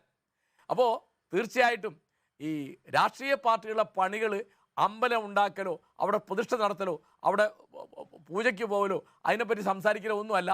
ഇവിടെ വിദ്യാഭ്യാസം ഉണ്ടോ? തീർച്ചയായും പ്രൊഫസർ റഹ്മാൻ കാരശ്ശേരി, ഞാൻ അങ്ങയിലേക്ക് മടങ്ങിയെത്താം. ഡോക്ടർ സെബാസ്റ്റ്യൻ പോൾ നോക്കൂ, ഇടതുപക്ഷമാണ്, അതായത് CPM ആണ് യഥാർത്ഥത്തിൽ ആദ്യം. സ്വാതന്ത്ര്യമുണ്ട്, അത് അവർ ചെയ്യട്ടെ. Yes, അവർക്ക് സ്വാതന്ത്ര്യം കൊടുക്കുക, അവർക്ക് അതിൻ്റെ പേരിൽ ഒരു തരത്തിലുള്ള വിവേചനവും വരാതെ നോക്കുക എന്നുള്ള ഒരു പണിയാണ് ഒരു സെക്കുലർ ഗവൺമെന്റിന്റെ പണി എന്ന് പറയുന്നത്. അല്ലാതെ എല്ലാ റൈറ്റ്, ഞാൻ വരാം. ശ്രീ എം എൻ കാരശ്ശേരി, അടുത്ത സെബാസ്റ്റ്യൻ പോൾ നോക്കൂ, രാമക്ഷേത്ര നിർമ്മാണം സർക്കാർ പരിപാടിയാക്കുന്നത് അങ്ങേയറ്റം ദൗർഭാഗ്യകരമാണ്. ഭരണഘടനാ പ്രകാരം ഇന്ത്യൻ ഭരണ സംവിധാനത്തിന് മതപരമായ ബന്ധം പാടില്ല. രാഷ്ട്രീയ നേട്ടത്തിനായി BJP ഭരണഘടനാ തത്വങ്ങൾ ലംഘിക്കുകയാണ്. ഇതാണ് CPMൻ്റെ ആദ്യത്തെ കമ്മ്യൂണിക്കെ. അത് കഴിഞ്ഞതിന് ശേഷം ഏതാണ്ട് സമാനമായ സ്റ്റേറ്റ്മെൻറ്റാണ് കോൺഗ്രസും പുറപ്പെടുവിച്ചിട്ടുള്ളത്. 22-ാം തീയതിത്തെ പരിപാടി എന്നുള്ളതാണ് യഥാർത്ഥത്തിൽ CPM ആയിക്കൊള്ളട്ടെ കോൺഗ്രസ് ആയിക്കൊള്ളട്ടെ ഒരു രാഷ്ട്രീയ പരിപാടിയായി കാണുന്നത്. ഇന്നത്തെ നിലയിൽ സുപ്രീം കോടതിയുടെ വിധിയുടെ അടിസ്ഥാനത്തിൽ രാമക്ഷേത്രം നിർമ്മിക്കുക എന്നുള്ള നിർദ്ദേശം അതാണ് നടപ്പാക്കിക്കൊണ്ടിരിക്കുന്നത്. ആ രാമക്ഷേത്രത്തിൽ സ്വാഭാവികമായിട്ടും ഒരു പ്രതിഷ്ഠ നടത്തേണ്ടതുണ്ട്. അവിടെ വിയോജിപ്പുകളാകാം. ഇതൊരു രാഷ്ട്രീയ പരിപാടിയാണ്, പ്രത്യേകിച്ച് VHP പോലുള്ള രാഷ്ട്രീയ സംവിധാനങ്ങൾക്ക് ഇതിലെന്താണ് കാര്യം എന്നുള്ളത്, എങ്ങനെയാണ് നരേന്ദ്രമോദി എന്ന പ്രധാനമന്ത്രി പ്രതിഷ്ഠ നടത്തുക തുടങ്ങിയ നിരവധി ചോദ്യങ്ങൾ ചിലപ്പോൾ രാഷ്ട്രീയ പാർട്ടികൾ മാത്രമല്ല ശങ്കരാചാര്യന്മാർ വരെ ഉന്നയിക്കുന്നുണ്ട് എന്ന് നമ്മൾ കണ്ടതാണ്. പക്ഷേ ഇന്നത്തെ ഇന്ത്യയിൽ ഡോക്ടർ സെബാസ്റ്റ്യൻ പോൾ രാമവിഗ്രഹത്തെ അതിജീവിക്കാൻ കോൺഗ്രസിനോ അല്ലെങ്കിൽ മറ്റ് രാഷ്ട്രീയ പാർട്ടികൾക്കോ ആവുമോ? ഇപ്പോൾ ഇന്ത്യയിലെ ഏറ്റവും പ്രധാനപ്പെട്ട രാമവിഗ്രഹം രാമപ്രതിഷ്ഠ വരാൻ പോകുന്നത് അയോധ്യയിലാണല്ലോ. എങ്ങനെയാണ് കോൺഗ്രസ് മതേതര കക്ഷികൾ നേരിടുന്ന ഈ സങ്കീർണമായ വിഷയത്തെ താങ്കൾ നോക്കിക്കാണുന്നത്? അല്ല നികേഷ്, ഇന്നേക്ക് 10 ദിവസത്തിനപ്പുറം രാഷ്ട്രം റിപ്പബ്ലിക് ദിനം ആഘോഷിക്കാൻ പോവുകയാണ്. റിപ്പബ്ലിക് എന്ന് പറയുമ്പോൾ നമ്മുടേത് ഒരു സെക്കുലർ റിപ്പബ്ലിക്കാണ്. നമ്മുടെ ഭരണഘടന അനുസരിച്ചും അല്ലാതെയും അതാണ് നമ്മുടെ രീതി. അത് ആർക്കും അക്കാര്യത്തിൽ സംശയം ഉണ്ടാവില്ല. പക്ഷേ ഇപ്പോൾ പൊടുന്നനെ ഇപ്പോൾ നമ്മൾ ഉറങ്ങിക്കിടക്കുകയായിരുന്നു, ആ ഉറക്കത്തിൽ ഒരു വലിയ കാര്യം സംഭവിച്ചുവോ? ആ വലിയ കാര്യം എന്ന് പറയുന്നത് ഇന്ത്യ ഒരു മതരാഷ്ട്രമായി മാറിക്കഴിഞ്ഞുവോ എന്ന സംശയവും ആശങ്കയും ഇപ്പോൾ ഉണ്ടാകുന്നുണ്ട്. ഒരു മതരാഷ്ട്രം ആയി മാറി എന്ന് തെളിയിക്കത്തക്ക രീതിയിലുള്ള പ്രവർത്തനങ്ങൾ, നടപടികൾ നടന്നുകൊണ്ടിരിക്കുകയാണ്. അയോധ്യയിലെ ക്ഷേത്ര നിർമ്മാണത്തെക്കുറിച്ച് ഞാനിപ്പോൾ തർക്കിക്കുന്നില്ല. അത് സുപ്രീം കോടതി നൽകിയ അനുവാദത്തിൻ്റെ അടിസ്ഥാനത്തിൽ അവിടെ ആ നിർമ്മാണ പ്രവർത്തനം നടന്നുകൊണ്ടിരിക്കുന്നു. അത് ഇന്ത്യയിലെ തന്നെ ഏറ്റവും വലിയ ഒരു ക്ഷേത്രമായി മാറുന്നതിലൊന്നും എനിക്ക് തെറ്റൊന്നും പറയാനില്ല. പക്ഷെ അവിടെ നമ്മുടെ പ്രധാനമന്ത്രിയുടെ റോൾ എന്താണ്? ഇപ്പോൾ പ്രൊഫസർ കാരശ്ശേരി സോമനാഥ ക്ഷേത്രത്തെ മുൻനിർത്തി സമാനമായ സന്ദർഭത്തിൽ അന്നത്തെ പ്രധാനമന്ത്രി ജവഹർലാൽ നെഹ്റു സ്വീകരിച്ചത് നിലപാടിനെ കുറിച്ചുകൂടെ പരാമർശിക്കുകയുണ്ടായല്ലോ. അങ്ങനെയുള്ള ഒരു പാരമ്പര്യത്തിലാണ് നമ്മൾ വളർന്നു വന്നത്. പക്ഷേ ഇവിടെ ഇപ്പോൾ നമ്മുടെ പ്രധാനമന്ത്രി നരേന്ദ്രമോദി അദ്ദേഹം അവിടെ ആ പ്രതിഷ്ഠാ കർമ്മത്തിൽ ഒരു പ്രേക്ഷകനായ അല്ല പോകുന്നത്, അല്ലെങ്കിൽ പൊതുസമ്മേളനത്തിൻ്റെ ഉദ്ഘാടകനായിട്ടല്ല പോകുന്നത്. അദ്ദേഹം അവിടെ അതിനൊരു പരികർമ്മിയായി പോവുകയാണ്. അതിൻ്റെ ഒരു പൂജാവിധികൾ നടത്താൻ വേണ്ടി പോവുകയാണ്, വ്രതം നോറ്റ് പോവുകയാണ്. ഇതൊക്കെ ഇന്ത്യ എന്ന രാജ്യത്ത് സംഭവിക്കും എന്ന് നമ്മൾ കരുതിയതല്ല. അതുകൊണ്ട് രാമനെ സ്നേഹിക്കുന്നവർ, രാമനെ ദൈവമായി കാണുന്നവർ അവർ അപ്രകാരമൊക്കെ ചെയ്തു കൊള്ളട്ടെ, ഒരു വിരോധവും നമുക്കില്ല. പക്ഷെ നമ്മുടെ ഈ ഭരണ സംവിധാനത്തിൽ, സെക്കുലർ ഭരണ സംവിധാനത്തിൽ മതത്തെ നമ്മൾ ഇത്രകാലം അകറ്റി നിർത്തിയിരുന്നു. അതുപോലെ എന്തുകൊണ്ട് ഇപ്പോൾ അകറ്റി നിർത്താൻ കഴിയുന്നില്ല? ഇതൊരു രാഷ്ട്രീയ പ്രശ്നമാണെന്ന കാര്യത്തിൽ സംശയമൊന്നുമില്ല. രാഷ്ട്രീയ പ്രശ്നമാണ്, അല്ലെങ്കിൽ രാഷ്ട്രീയമായ ഒരു പരിപാടി കുറെ കൂടി തെളിച്ചു പറയുകയാണെങ്കിൽ 2024 ലോക്സഭാ തെരഞ്ഞെടുപ്പിന്റെ പ്രചരണോദ്ഘാടനം ആണ് അയോധ്യയിൽ 22 നടക്കാൻ പോകുന്നത്. അത് എന്താണ് അതിന്റെ അടിസ്ഥാനം? ഒരു പ്രകടന പത്രികയുടെ അടിസ്ഥാനത്തിലുള്ളതല്ല. ഈ മതവിശ്വാസത്തെ, രാമവിശ്വാസത്തെ മാത്രം അടിസ്ഥാനമാക്കി ഞങ്ങൾ മാത്രമാണ് രാമനിൽ വിശ്വസിക്കുന്നവർ, ബാക്കി എല്ലാവരും രാമനെ എതിർക്കുന്നവർ, അവിശ്വാസികൾ എന്ന് പ്രചരിപ്പിച്ചുകൊണ്ടുള്ള ഒരു പ്രചരണം നടക്കാൻ പോകുമ്പോൾ എന്തുമാത്രം കലുഷമായ രാഷ്ട്രീയ കാലാവസ്ഥയാണ് ഇനി നമ്മെ കാത്തിരിക്കുന്നത് എന്ന് നമുക്ക് മനസ്സിലാകും. വലിയ നിർഭാഗ്യകരമായ അവസ്ഥയാണ്. നികേഷിന്റെ ചോദ്യം ഇതുണ്ടല്ലോ, ഈ ഒരു സാഹചര്യത്തിൽ കോൺഗ്രസ് സ്വീകരിക്കുന്ന നിലപാട്, അതാണല്ലോ നമ്മുടെ ഇന്നത്തെ ചർച്ചാ വിഷയം. കോൺഗ്രസിന് വാസ്തവത്തിൽ ഒരു നിലപാട് സ്വീകരിക്കാൻ കഴിയില്ല. കോൺഗ്രസിന് ഒരു വ്യക്തത, ഈ കാര്യത്തിൻ്റെ ഒരു വ്യക്തതയോടെ ഒരു നിലപാട് സ്വീകരിച്ചുകൊണ്ട് ധൈര്യമായി മുന്നോട്ട് പോകാൻ കഴിയില്ല. കാരണം വോട്ട് ഒരു പ്രശ്നമാണ്. ചിലപ്പോഴൊക്കെ ആലോചിക്കുമ്പോൾ കോൺഗ്രസിനെ കുറിച്ച്, പാർട്ടിയെക്കുറിച്ച് അല്പമൊക്കെ ഒരു സഹാനുഭൂതിയും തോന്നുന്നുണ്ട്. കാരണം തെരഞ്ഞെടുപ്പിലേക്ക് വരുമ്പോൾ ശ്രീരാമനെ കുറിച്ചുള്ള വിശ്വാസത്തെ അടിസ്ഥാനമാക്കി വോട്ട് സമ്പാദിക്കാൻ BJP ഇറങ്ങുമ്പോൾ അവിടെ കോൺഗ്രസ് എന്ത് ചെയ്യും എന്ന ചോദ്യമുണ്ട്. അതിന് കുറെ കൂടി നേരത്തെ അവർ ഉത്തരം കണ്ടെത്തണമായിരുന്നു. ഈ പ്രതിഷ്ഠ അതിന്റെ ക്ഷണം വരുന്നതുവരെ കാത്തിരിക്കുന്നതിന് പകരം കുറെ കൂടി നേരത്തെ ഒരു രാഷ്ട്രീയമായ ക്യാമ്പയിൻ അവർ നടത്തണമായിരുന്നു. അങ്ങനെ ദേശീയ തലത്തിൽ വലിയ താല്പര്യങ്ങളൊന്നും ഇല്ലെങ്കിലും, വലുതായൊന്നും നേടാൻ ഇല്ലെങ്കിലും, അപ്രകാരം രാഷ്ട്രീയമായി ഈ വിഷയങ്ങളെ വളരെ നേരത്തെ കണ്ടതുകൊണ്ടാണ് CPM-ന് വളരെ വ്യക്തതയോടെ ഒരു നിലപാട് ആ ക്ഷണത്തിന്റെ പേരിൽ സ്വീകരിക്കാൻ കഴിഞ്ഞത്. കോൺഗ്രസിന് അത് കഴിയുന്നില്ല.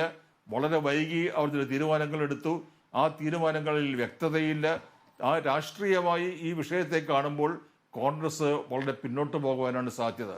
അയോധ്യയിൽ മതത്തെ മാറ്റി നിർത്തിക്കൊണ്ട് രാഷ്ട്രീയം സംസാരിക്കുന്നതിന്, അല്ലെങ്കിൽ മതവിഷയങ്ങൾ വരുമ്പോൾ രാഷ്ട്രീയത്തെ മാറ്റി നിർത്തുന്നതിന് ഒക്കെയുള്ള പ്രാപ്തിയും കെൽപ്പും ഇല്ലാത്ത പാർട്ടിയായി കോൺഗ്രസ് മാറിയിരിക്കുന്നു. അത് അങ്ങേയറ്റം നിർഭാഗ്യകരമായ അവസ്ഥയാണ്. ശ്രീ ശങ്കുട്ടി ദാസ്, നോക്കൂ, ഇപ്പോൾ 22-ാം തീയതിയത്തെ പ്രാൺപ്രതിഷ്ഠാ ചടങ്ങിൽ ഞങ്ങൾ പങ്കെടുക്കില്ല, അതൊരു രാഷ്ട്രീയ പരിപാടിയാണ് എന്നതാണല്ലോ കോൺഗ്രസ് തീരുമാനിച്ചിരിക്കുന്നത്. പക്ഷേ രാമനെ ആരാധിക്കുന്ന കോൺഗ്രസ്സുകാർക്ക് അവിടെ പോകാം എന്നുള്ളത് കൊണ്ട് ഇന്ന് UPCC അവിടെ പോയി എന്നുള്ളതാണ്. അത് കോൺഗ്രസ്സിന് ഒരു വ്യക്തത ഇല്ലാത്തത് കൊണ്ടാണ് എന്ന് ഇപ്പോൾ നമ്മൾ പ്രൊഫസർ കാരശ്ശേരിയിലെയും ഡോക്ടർ സെബാസ്റ്റ്യൻ പോളിലെയും അവരിലൂടെ നമ്മൾ കേട്ടതാണ്. പക്ഷേ അതിനപ്പുറത്തേക്ക് അതിനേക്കാൾ അവ്യക്തത യഥാർത്ഥത്തിൽ, അല്ലെങ്കിൽ അതിനേക്കാൾ കൂടുതൽ സങ്കീർണത യഥാർത്ഥത്തിൽ BJP എടുക്കുന്ന സമീപനത്തിലാണോ എന്നുള്ളതാണ് എൻ്റെ മറ്റൊരു സംശയം. ശ്രീ ശങ്കുട്ടി ദാസ്, ഉദാഹരണത്തിന്, ഒന്ന്, പ്രധാനമന്ത്രി അല്ല പ്രാണപ്രതിഷ്ഠ നടത്തേണ്ടത് എന്നുള്ളത്. രണ്ട്, പൂർണ്ണമല്ലാത്ത ഒരു ക്ഷേത്രത്തിൽ പ്രാണപ്രതിഷ്ഠ നടത്തുന്നു എന്നുള്ളത് ഇതിനെ രാഷ്ട്രീയ പരിപാടിയാക്കുന്നു എന്നുള്ളത് കോൺഗ്രസോ അല്ലെങ്കിൽ മതേതര കക്ഷികളോ മാത്രമല്ല പറയുന്നത്, അതിനപ്പുറത്തേക്ക് ശങ്കരാചാര്യന്മാർ കൂടിയാണ് എന്നുള്ളൊരു പ്രധാനപ്പെട്ട വിഷയമില്ലേ. അപ്പോൾ എല്ലാം നേരത്തെ തീരുമാനിച്ച പ്രകാരം ഒരു തെരഞ്ഞെടുപ്പിനെ സ്വാധീനിക്കാൻ കഴിയുന്ന വിഷയം എന്നുള്ള നിലയിൽ അത് വലിയ സംഭവമാക്കിക്കൊണ്ടുണ്ടാക്കുന്ന ഒരു സ്റ്റേജ് മാനേജ്ഡ് ഷോ. പക്ഷേ നോക്കൂ, ശങ്കരാചാര്യന്മാർ ഇങ്ങനെ പറയുമ്പോൾ യഥാർത്ഥത്തിൽ അവർ പോലും അതിലെ രാഷ്ട്രീയം കാണുന്നു എന്നുള്ളതിനെ എങ്ങനെയാണ് BJP പ്രതിരോധിക്കുക? നോക്കൂ, നിങ്ങൾ ഈ ശങ്കരാചാര്യന്മാർ മുഴുവൻ പറയുന്നു എന്ന് പറയുമ്പോൾ ഏതൊക്കെ മഠങ്ങളിലെ ഏതൊക്കെ ശങ്കരാചാര്യന്മാരാണ് പറഞ്ഞത്? 4 പ്രധാനപ്പെട്ട ശങ്കര മഠങ്ങളിലെ 2 മഠങ്ങൾ, ഒന്ന് പുരി ജഗന്നാഥ ക്ഷേത്രവുമായി ബന്ധപ്പെട്ട ഗോവിന്ദപൂർ മഠവും, അതേപോലെ തന്നെ ഉത്തരാഖണ്ഡിലുള്ള കേദാർനാഥ് ബദ്രീനാഥ് പ്രദേശത്തുള്ള ജ്യോതിഷ് മഠവും. ഈ 2 മഠങ്ങളാണ്. ഈ 2 മഠങ്ങളിലെ മഠാധിപതികളുടെ രാഷ്ട്രീയ ചായ്വിനെ സംബന്ധിച്ചും മുൻപുള്ള നിലപാടുകളെ സംബന്ധിച്ചും നിങ്ങൾക്ക് നോക്കുമ്പോൾ ആ തീരുമാനത്തിന് പിന്നിലുള്ളത് മതപരമോ ആധ്യാത്മികമോ ആയിട്ടുള്ള എന്തെങ്കിലും ചോദനയല്ല, കൃത്യമായിട്ടുള്ള രാഷ്ട്രീയമായിട്ടുള്ള താല്പര്യമാണെന്ന് കാണാൻ കഴിയും. ഏറ്റവും പ്രധാനമായി പറയുകയാണെങ്കിൽ ജ്യോതിഷ് മഠത്തിലെ അധിപതിയായിട്ടുള്ള അവിമുക്തേശ്വരാനന്ദ സരസ്വതി എന്ന് പറയുന്ന സ്വാമിയാർ, അദ്ദേഹം കൃത്യമായി എല്ലാ കാലത്തും നരേന്ദ്രമോദിക്കെതിരെ പ്രത്യക്ഷ സമരത്തിൽ ഏർപ്പെട്ടിട്ടുള്ള ആളാണ്. ഉദാഹരണം പറയുകയാണെങ്കിൽ കാശിയിലെ കോറിഡോർ നിർമ്മാണത്തിനെതിരെ അദ്ദേഹം നിരാഹാര സമരം നടത്തിയിട്ടുണ്ട്. നരേന്ദ്രമോദിക്കെതിരെ തെരഞ്ഞെടുപ്പ് പ്രചരണത്തിൽ അദ്ദേഹം ക്യാമ്പയിൻ പങ്കെടുത്തിട്ടുണ്ട്. അദ്ദേഹത്തിന്റെ ഗുരുവായിട്ടുള്ള മുൻ ശങ്കരാചാര്യർ തന്നെയാണ് ദിഗ്വിജയ് സിംഗിന്റെയും ഗുരുവായിട്ടുള്ള ആള്, രണ്ടുപേരും ഒരുമിച്ച് അവിടെ ഉണ്ടായിരുന്ന ആളുകളാണ്. അപ്പൊ കൃത്യമായിട്ടുള്ള കോൺഗ്രസ് നിലപാട് എല്ലാ കാലത്തും സ്വീകരിച്ചിട്ടുള്ള ഒരു മഠമാണ് ഈ പുരിയിലെ മഠം, ജ്യോതിഷ് മഠം എന്ന് പറയുന്നത്. പുരി ശങ്കരാചാര്യർ പറയുന്നത് തീർത്തും വ്യത്യസ്തമായ ഒരു പരിധിവരെ ജാതീയമായിട്ടുള്ള ഒരു നിലപാടാണ്. ഒരു സന്യാസിയിൽ നിന്ന് നമ്മൾ പ്രതീക്ഷിക്കുന്ന ഒരു നിലപാടല്ല അദ്ദേഹം പറയുന്നത്. അദ്ദേഹം പറയുന്നത് തന്റെ സ്ഥാനം വേണ്ടത്ര ബഹുമാനിക്കപ്പെട്ടില്ല എന്നുള്ളതാണ്. ഈ പറയുന്ന ഞാൻ, എന്റേത്, എന്റെ സ്ഥാനം എന്നൊക്കെയുള്ള ബോധങ്ങൾ വെടിഞ്ഞ ആളെയാണ് നമ്മൾ സന്യാസി എന്ന് കണക്കാക്കുന്നില്ല. അദ്ദേഹം പറയുന്നത് നരേന്ദ്രമോദി ഇതിനകത്ത് കയറി പ്രാണപ്രതിഷ്ഠ നടത്തുമ്പോൾ, വിഗ്രഹത്തെ തൊടുമ്പോൾ ശങ്കരാചാര്യരായിട്ടുള്ള ഞാൻ എന്താണ് അവിടെ നിന്ന് കൈയടിക്കുകയാണോ വേണ്ടത്? എന്റെ സ്ഥാനത്തെ പറ്റി എനിക്ക് കൃത്യമായിട്ടുള്ള ബോധ്യമുണ്ട്. അത് എന്നെ ചെറുതാക്കുന്ന പോലെയാണ്. മാത്രമല്ല ഓരോ ശങ്കരാചാര്യന്മാർക്ക് ഒരു സഹായിയെ മാത്രമേ, വളരെ അധികം ആളുകൾക്ക് പങ്കെടുക്കാൻ പറ്റാത്തതുകൊണ്ട് സഹായിയുടെ എണ്ണം വളരെ കുറച്ചായി പോയി. ഇങ്ങനെയല്ല ഒരു ശങ്കരാചാര്യരെ സമീപിക്കേണ്ടത് എന്നുള്ളതൊക്കെയാണ്. അപ്പോൾ നരേന്ദ്രമോദി എന്ന് പറയുന്ന വ്യക്തിക്ക് അവിടെ കിട്ടുന്ന പ്രാധാന്യമാണ് തങ്ങൾക്ക് സ്ഥാനം കുറഞ്ഞു പോയി എന്നുള്ളതൊക്കെയാണ് ഇവരുടെ പ്രശ്നം. പക്ഷെ ഇവിടുത്തെ പ്രശ്നം എന്താ വെച്ചാൽ ഇത് ശങ്കരാചാര്യ പരമ്പരയിൽ പെടുന്നതോ ശങ്കരാചാര്യ സമ്പ്രദായത്തിൽ പെടുന്നതായിട്ടുള്ള ക്ഷേത്രമല്ല. രാമാനന്ദ സമ്പ്രദായത്തിൽ പെടുന്ന പൂജാ വിധികളും പ്രതിഷ്ഠാ കർമ്മങ്ങളുമാണ് അവിടെ നടക്കുന്നത്. മറ്റൊരു സമ്പ്രദായത്തിന്റെ മറ്റൊരു പദ്ധതിയിലുള്ള ക്ഷേത്രത്തിൽ ഞങ്ങളുടെ സാന്നിധ്യം കൊണ്ട് ഞങ്ങൾക്ക് ഏറ്റവും പ്രധാനപ്പെട്ട സ്ഥാനം വേണമെന്ന് ഈ രണ്ട് ശങ്കരാചാര്യന്മാർ പറയുന്നതിന് ആധ്യാത്മികമായോ നീതിപരമായിട്ടോ യാതൊരു സാധൂകരണമില്ല. നേരെ തിരിച്ച് ശൃംഗേരിയിലെ ശങ്കരാചാര്യർ, നമ്മുടെ ദക്ഷിണേന്ത്യയുടെ മഠം എന്ന് പറയുന്നത് ശൃംഗേരിയാണ്, കർണാടകയിലെ. ശൃംഗേരിയിലെ ശങ്കരാചാര്യ സ്വാമികൾ ഈ പ്രാണപ്രതിഷ്ഠയോട് പൂർണ്ണമായി യോജിച്ചുകൊണ്ട് ആസ്തികരെ സംബന്ധിച്ചിടത്തോളം ഏറ്റവും പ്രധാനപ്പെട്ട ഒരു മുഹൂർത്തമാണ്, വലിയ അളവിൽ എല്ലാവരും പങ്കെടുക്കണമെന്ന് പറഞ്ഞതിന് ആശംസാ സന്ദേശം ഇറക്കിയിട്ടുണ്ട്. ഗുജറാത്തിലുള്ള ദ്വാരകാ മഠവും സമാനമായിട്ടുള്ള രീതിയിൽ ഈ പ്രാണപ്രതിഷ്ഠയ്ക്ക് എല്ലാ ആശംസകളും അർപ്പിച്ചുകൊണ്ട് ഇതിനോട് 100% ഏതെങ്കിലും ഒരു ശങ്കരാചാര്യ മഠത്തിന്റെ ഏതെങ്കിലും ഒരു ശങ്കരാചാര്യർ ഈ പ്രാണപ്രതിഷ്ഠാ ചടങ്ങിൽ പങ്കെടുക്കുമോ? പങ്കെടുക്കുന്നില്ല. അതിന്റെ ആവശ്യവുമില്ല. യഥാർത്ഥത്തിൽ ക്ഷണിക്കപ്പെടുന്ന മുഴുവൻ ആളുകളും എല്ലാ ക്ഷേത്രങ്ങളുടെയും പ്രാണപ്രതിഷ്ഠാ ചടങ്ങുകളിൽ ശങ്കരാചാര്യന്മാർ പങ്കെടുക്കേണ്ട ആവശ്യമില്ല. ശങ്കരാചാര്യന്മാർ യഥാർത്ഥത്തിൽ ശങ്കര പരമ്പരയുമായി ബന്ധപ്പെട്ടതോ അല്ലെങ്കിൽ ശങ്കര മഠങ്ങളുമായി അടുത്ത ബന്ധം പുലർത്തുന്ന ഏതെങ്കിലും സംഘടനകൾ നടത്തുന്നതോ ആയിട്ടുള്ള ക്ഷേത്രത്തിന്റെ പ്രാണപ്രതിഷ്ഠയിലാണ് പങ്കെടുക്കാറുള്ളത്. കാരണം ശങ്കരാചാര്യരുടെ ഒരു പരമ്പരയുടെ സംവിധാന പ്രകാരം അവരുടെ ശങ്കരാചാര്യ സ്വാമികൾക്ക് രാജാവിന്റെ സ്ഥാനമാണുള്ളത്. അവർ പങ്കെടുക്കുന്ന ചടങ്ങിൽ അവർക്കാണ് ഏറ്റവും പങ്കെടുക്കുന്നില്ല എന്ന് താങ്കൾ കൺസീഡ് ചെയ്തിരിക്കുന്നു എന്നുള്ളത് വളരെ പ്രധാനപ്പെട്ടതാണ്. താങ്കൾ നേരത്തെ ചൂണ്ടിക്കാണിച്ചതുപോലെ തന്നെ ശങ്കരാചാര്യന്മാർ ഇതൊരു രാഷ്ട്രീയ വേദിയാക്കി മാറ്റുന്നു. മാത്രമല്ല ക്ഷേത്ര നിർമ്മാണം പൂർത്തിയാകാതെ പ്രാണപ്രതിഷ്ഠാ ചടങ്ങ് എന്ന് പറയുമ്പോൾ ഇപ്പോൾ ജനുവരി 22 എന്ന് പറയുന്ന ദിവസം ക്ഷേത്ര നിർമ്മാണം പൂർത്തിയാകാതെ പ്രാണപ്രതിഷ്ഠ നരേന്ദ്രമോദി നടത്തുന്നു എന്ന് പറയുമ്പോൾ അതിലെ രാഷ്ട്രീയം കുറച്ചുകൂടി വ്യക്തതയോടുകൂടി ആളുകൾക്ക് മനസ്സിലാക്കി കൊടുക്കാൻ യഥാർത്ഥ സീതാറാം യെച്ചൂരിക്കോ അല്ല സാധിച്ചിരിക്കുന്നത്, ശങ്കരാചാര്യന്മാർക്കാണ്. നോക്കൂ, അങ്ങ് പറഞ്ഞത് തെറ്റാണ്. പ്രാണപ്രതിഷ്ഠാ കർമ്മം നിർവഹിക്കുന്നത് നരേന്ദ്രമോദി അല്ല. പ്രാണപ്രതിഷ്ഠാ കർമ്മം നിർവഹിക്കുന്നത് അതിന് ചുമതലപ്പെട്ടിട്ടുള്ള ദീക്ഷിതാണ്. അവിടുത്തെ മുഖ്യ പൂജാരി എന്ന് പറയുന്നത് ഈ ട്രസ്റ്റി കൂടിയായിട്ടുള്ള നൃത്യ ഗോപാൽദാസ് എന്ന് പറയുന്ന ആളാണ്. ആ പ്രതിഷ്ഠ നിർവഹിക്കുന്നത് അതിനായി ചുമതലപ്പെടുത്തിയിട്ടുള്ള വേദപണ്ഡിതനായിട്ടുള്ള ദീക്ഷിതാണ്. നരേന്ദ്രമോദിയുടെ സാന്നിധ്യം മാത്രമേ ഉണ്ടാവുള്ളൂ. നരേന്ദ്രമോദിയുടെ മാത്രമല്ല, യുപിയുടെ ഗവർണറായിട്ടുള്ള ആനന്ദീബെൻ പട്ടേലിന്റെ, യുപി മുഖ്യമന്ത്രിയായിട്ടുള്ള യോഗി ആദിത്യനാഥിന്റെ, ഇങ്ങനെ പ്രധാനപ്പെട്ട ആ ചടങ്ങിൽ സംബന്ധിക്കുന്ന എല്ലാവരുടെയും സാന്നിധ്യം ഗർഭഗൃഹത്തിനുള്ളിൽ ഉണ്ടാവും. എന്നാൽ കർമ്മം നിർവഹിക്കുന്നത് നരേന്ദ്രമോദിയല്ല. ഈ കാര്യത്തിലെല്ലാം ട്രസ്റ്റ് ഓൾറെഡി വ്യക്തത വരുത്തിയിട്ടുണ്ട്. എന്നിട്ടും ബോധപൂർവ്വം നരേന്ദ്രമോദി പ്രാണപ്രതിഷ്ഠ നടത്തുകയാണ് എന്നൊരു തെറ്റായിട്ടുള്ള പ്രചരണം ഇവിടെ നടത്തിക്കൊണ്ടിരിക്കുകയാണ്. ഇവിടെ ക്ഷേത്രത്തിന്റെ നിർമ്മാണം നടത്തിയത് സുപ്രീം കോടതിയുടെ വിധിയുടെ അടിസ്ഥാനത്തിൽ കേന്ദ്ര സർക്കാർ രൂപീകരിച്ച ഗർഭഗൃഹത്തിൽ ഉണ്ടാകാൻ പോകുന്ന 5 പേരിലെ 4 പേരും രാഷ്ട്രീയക്കാരാണ് അല്ലേ ശ്രീ ശങ്കുട്ടിദാസ്? തീർച്ചയായിട്ടും അതെ. കാരണം അവർ രാഷ്ട്രീയക്കാർ മാത്രമല്ല, അവർ ഈ രാജ്യത്തെ പ്രധാനപ്പെട്ട അധികാരികൾ കൂടിയാണ്. അധികാര സ്ഥാനങ്ങളിൽ ഇരിക്കുന്ന ആളുകളാണ്. പ്രധാനമന്ത്രിയാണ്, ഗവർണറാണ്, മുഖ്യമന്ത്രിയാണ്. നമ്മുടെ ജനാധിപത്യ സംവിധാനത്തിൽ ഈ പറയുന്ന അധികാര സ്ഥാനങ്ങളിൽ ഇരിക്കുന്ന ആളുകൾക്ക് ക്ഷേത്രപ്രതിഷ്ഠയുമായി ബന്ധപ്പെട്ട് വലിയ നിർണായകമായിട്ടുള്ള പങ്കും സ്വാധീനവും ഉണ്ട്. എങ്ങനെയാണോ ഒരു കാലഘട്ടത്തിൽ ക്ഷേത്രത്തിന്റെ പ്രതിഷ്ഠാകർമ്മത്തിൽ രാജാവിന് സ്ഥാനം ഉണ്ടായിരുന്നത്, സമാനമായി ജനാധിപത്യ വ്യവസ്ഥ വരുമ്പോൾ നമുക്ക് പഴയ രാജാക്കന്മാരെ വിളിച്ചുകൊണ്ടുവരാൻ സാധിക്കില്ലല്ലോ. അപ്പൊ ഇവരൊന്നും രാഷ്ട്രീയക്കാരാണ് എന്നുള്ള മേൽവിലാസത്തിലല്ല അവരവിടെ നിൽക്കുന്നത്. അവർ അലങ്കരിക്കുന്ന സ്ഥാനത്തിന്റെ പദവി മഹത്വം കൊണ്ടാണ് അവിടെ ഇരിക്കുന്നത്. ഇത് ട്രസ്റ്റിന്റെ തീരുമാനമാണ്. ട്രസ്റ്റിന്റെ ക്ഷണപ്രകാരമാണ് അവരവിടെ പങ്കെടുക്കുന്നത്. രണ്ടാമത്തെ കാര്യം, പണി പൂർത്തിയാവാത്ത ക്ഷേത്രത്തിൽ പ്രതിഷ്ഠാകർമ്മം നിർവഹിക്കാൻ സാധിക്കുമെന്ന് ചോദിക്കുമ്പോൾ ശാസ്ത്രപ്രകാരം ഇത് ചെയ്യാൻ സാധിക്കും. ക്ഷേത്രപ്രതിഷ്ഠയുമായി ബന്ധപ്പെട്ട ആഗമ നിഗമ ശാസ്ത്രങ്ങളുടെ അടിസ്ഥാനത്തിൽ ക്ഷേത്രത്തിലെ പ്രാണപ്രതിഷ്ഠാകർമ്മം നിർവഹിക്കണമെങ്കിൽ ക്ഷേത്രത്തിന്റെ പൂർണ്ണമായിട്ടുള്ള പണി നടന്നിരിക്കണം എന്ന് യാതൊരു നിർബന്ധവുമില്ല. ഉദാഹരണത്തിന് ഓൾറെഡി നിലനിൽക്കുന്ന ഒരു ക്ഷേത്രത്തില് എന്താ പറയുക, ഈ പുനരുദ്ധാരണ കർമ്മം നിർവഹിക്കുകയാണെങ്കിൽ ഗർഭഗൃഹത്തിന് എന്തെങ്കിലും മാറ്റം വരുത്തുന്ന സമയത്ത് വിഗ്രഹം എടുത്ത് പുറത്ത് ബാലാലയത്തിലേക്ക് വെക്കുന്ന സമയത്ത് തന്നെ എത്ര സമയത്തിനുള്ളിൽ തിരിച്ചിതിനകത്തേക്ക് വെക്കാമെന്ന് പറയാറുണ്ട്. ആ സമയപരിധി ഇതിവിടെ വളരെ പ്രധാനമാണ്. ആ സമയപരിധിക്കുള്ളിൽ തിരിച്ച് ഗർഭഗൃഹത്തിനുള്ളിൽ പ്രവേശിപ്പിക്കണം. ബാക്കി പണികളൊക്കെ ചുറ്റും നടക്കുന്നതിന് യാതൊരു തടസ്സവുമില്ല. മൂന്നാമത്തെ കാര്യം, ഈ ക്ഷേത്രത്തിന്റെ നിർമ്മാണത്തിന് സുപ്രീം കോടതി പറഞ്ഞിരുന്നു ഇത്ര സമയത്തിനുള്ളിൽ നിർവഹിക്കണമെന്ന്. 5 വർഷത്തെ വിധിയിൽ തന്നെ പറയുന്നുണ്ട് ഏറ്റവും എക്സ്പീഡിയന്റ് ആയിട്ട് നടത്താൻ സാധിക്കണമെന്ന് പറഞ്ഞിരുന്നു. മാത്രമല്ല ഈ തവണ ഇനി മുഴുവൻ പണിയും പൂർത്തീകരിച്ചു കഴിഞ്ഞാൽ ഏഷ്യയിലെ ഏറ്റവും വലിയ 3ാമത്തെ ക്ഷേത്രമാണ് ആവാൻ പോകുന്നത്. ഏതാണ്ട് 1.5 വർഷം കൂടി നീണ്ടു എത്ര കോടിയാണ് ശ്രീ ശങ്കുട്ടിദാസ്? 18,000 കോടിയോ? അതിനോടനുബന്ധിച്ച് വേദപാഠശാല എത്ര കോടിയാണെങ്കിലും നിങ്ങളുടെയോ എന്റെയോ നികുതി പണമൊന്നും അല്ലല്ലോ. ഇവിടുത്തെ വിശ്വാസികളായിട്ടുള്ള ഹിന്ദുക്കൾ കൊടുത്തിട്ടുള്ള സംഭാവനയില്ല. അതിങ്ങനെ നിങ്ങളെ ബേജാറാക്കുന്നത് എന്തിനാ? ആളുകൾ കൊടുത്തിട്ടുള്ള സംഭാവനയുടെ മേലെയാണ് ഈ ക്ഷേത്ര നിർമ്മാണം നടക്കുന്നത്. സർക്കാരിന്റെ നികുതി പണത്തിൽ നിന്ന് 1 രൂപ എടുത്തിട്ടില്ല. പിന്നെ എന്താ നിങ്ങൾക്ക് അതിൽ പ്രശ്നം? വിശ്വാസികളായിട്ടുള്ള ഹിന്ദുക്കൾ അവരുടെ ഏറ്റവും പ്രധാനപ്പെട്ട ഒരു മൂർത്തിയുടെ ഏറ്റവും പ്രധാനപ്പെട്ട ക്ഷേത്രത്തിന് വേണ്ടി മനസ്സറിഞ്ഞ് കൊടുത്തിട്ടുള്ള പണം, അത് എത്ര കോടിയാണെങ്കിലും അത്രയും ഗ്രാൻഡ് ആയിട്ടുള്ള ക്ഷേത്രമാണ് അവിടെ ഉണ്ടാവാൻ പോകുന്നത്.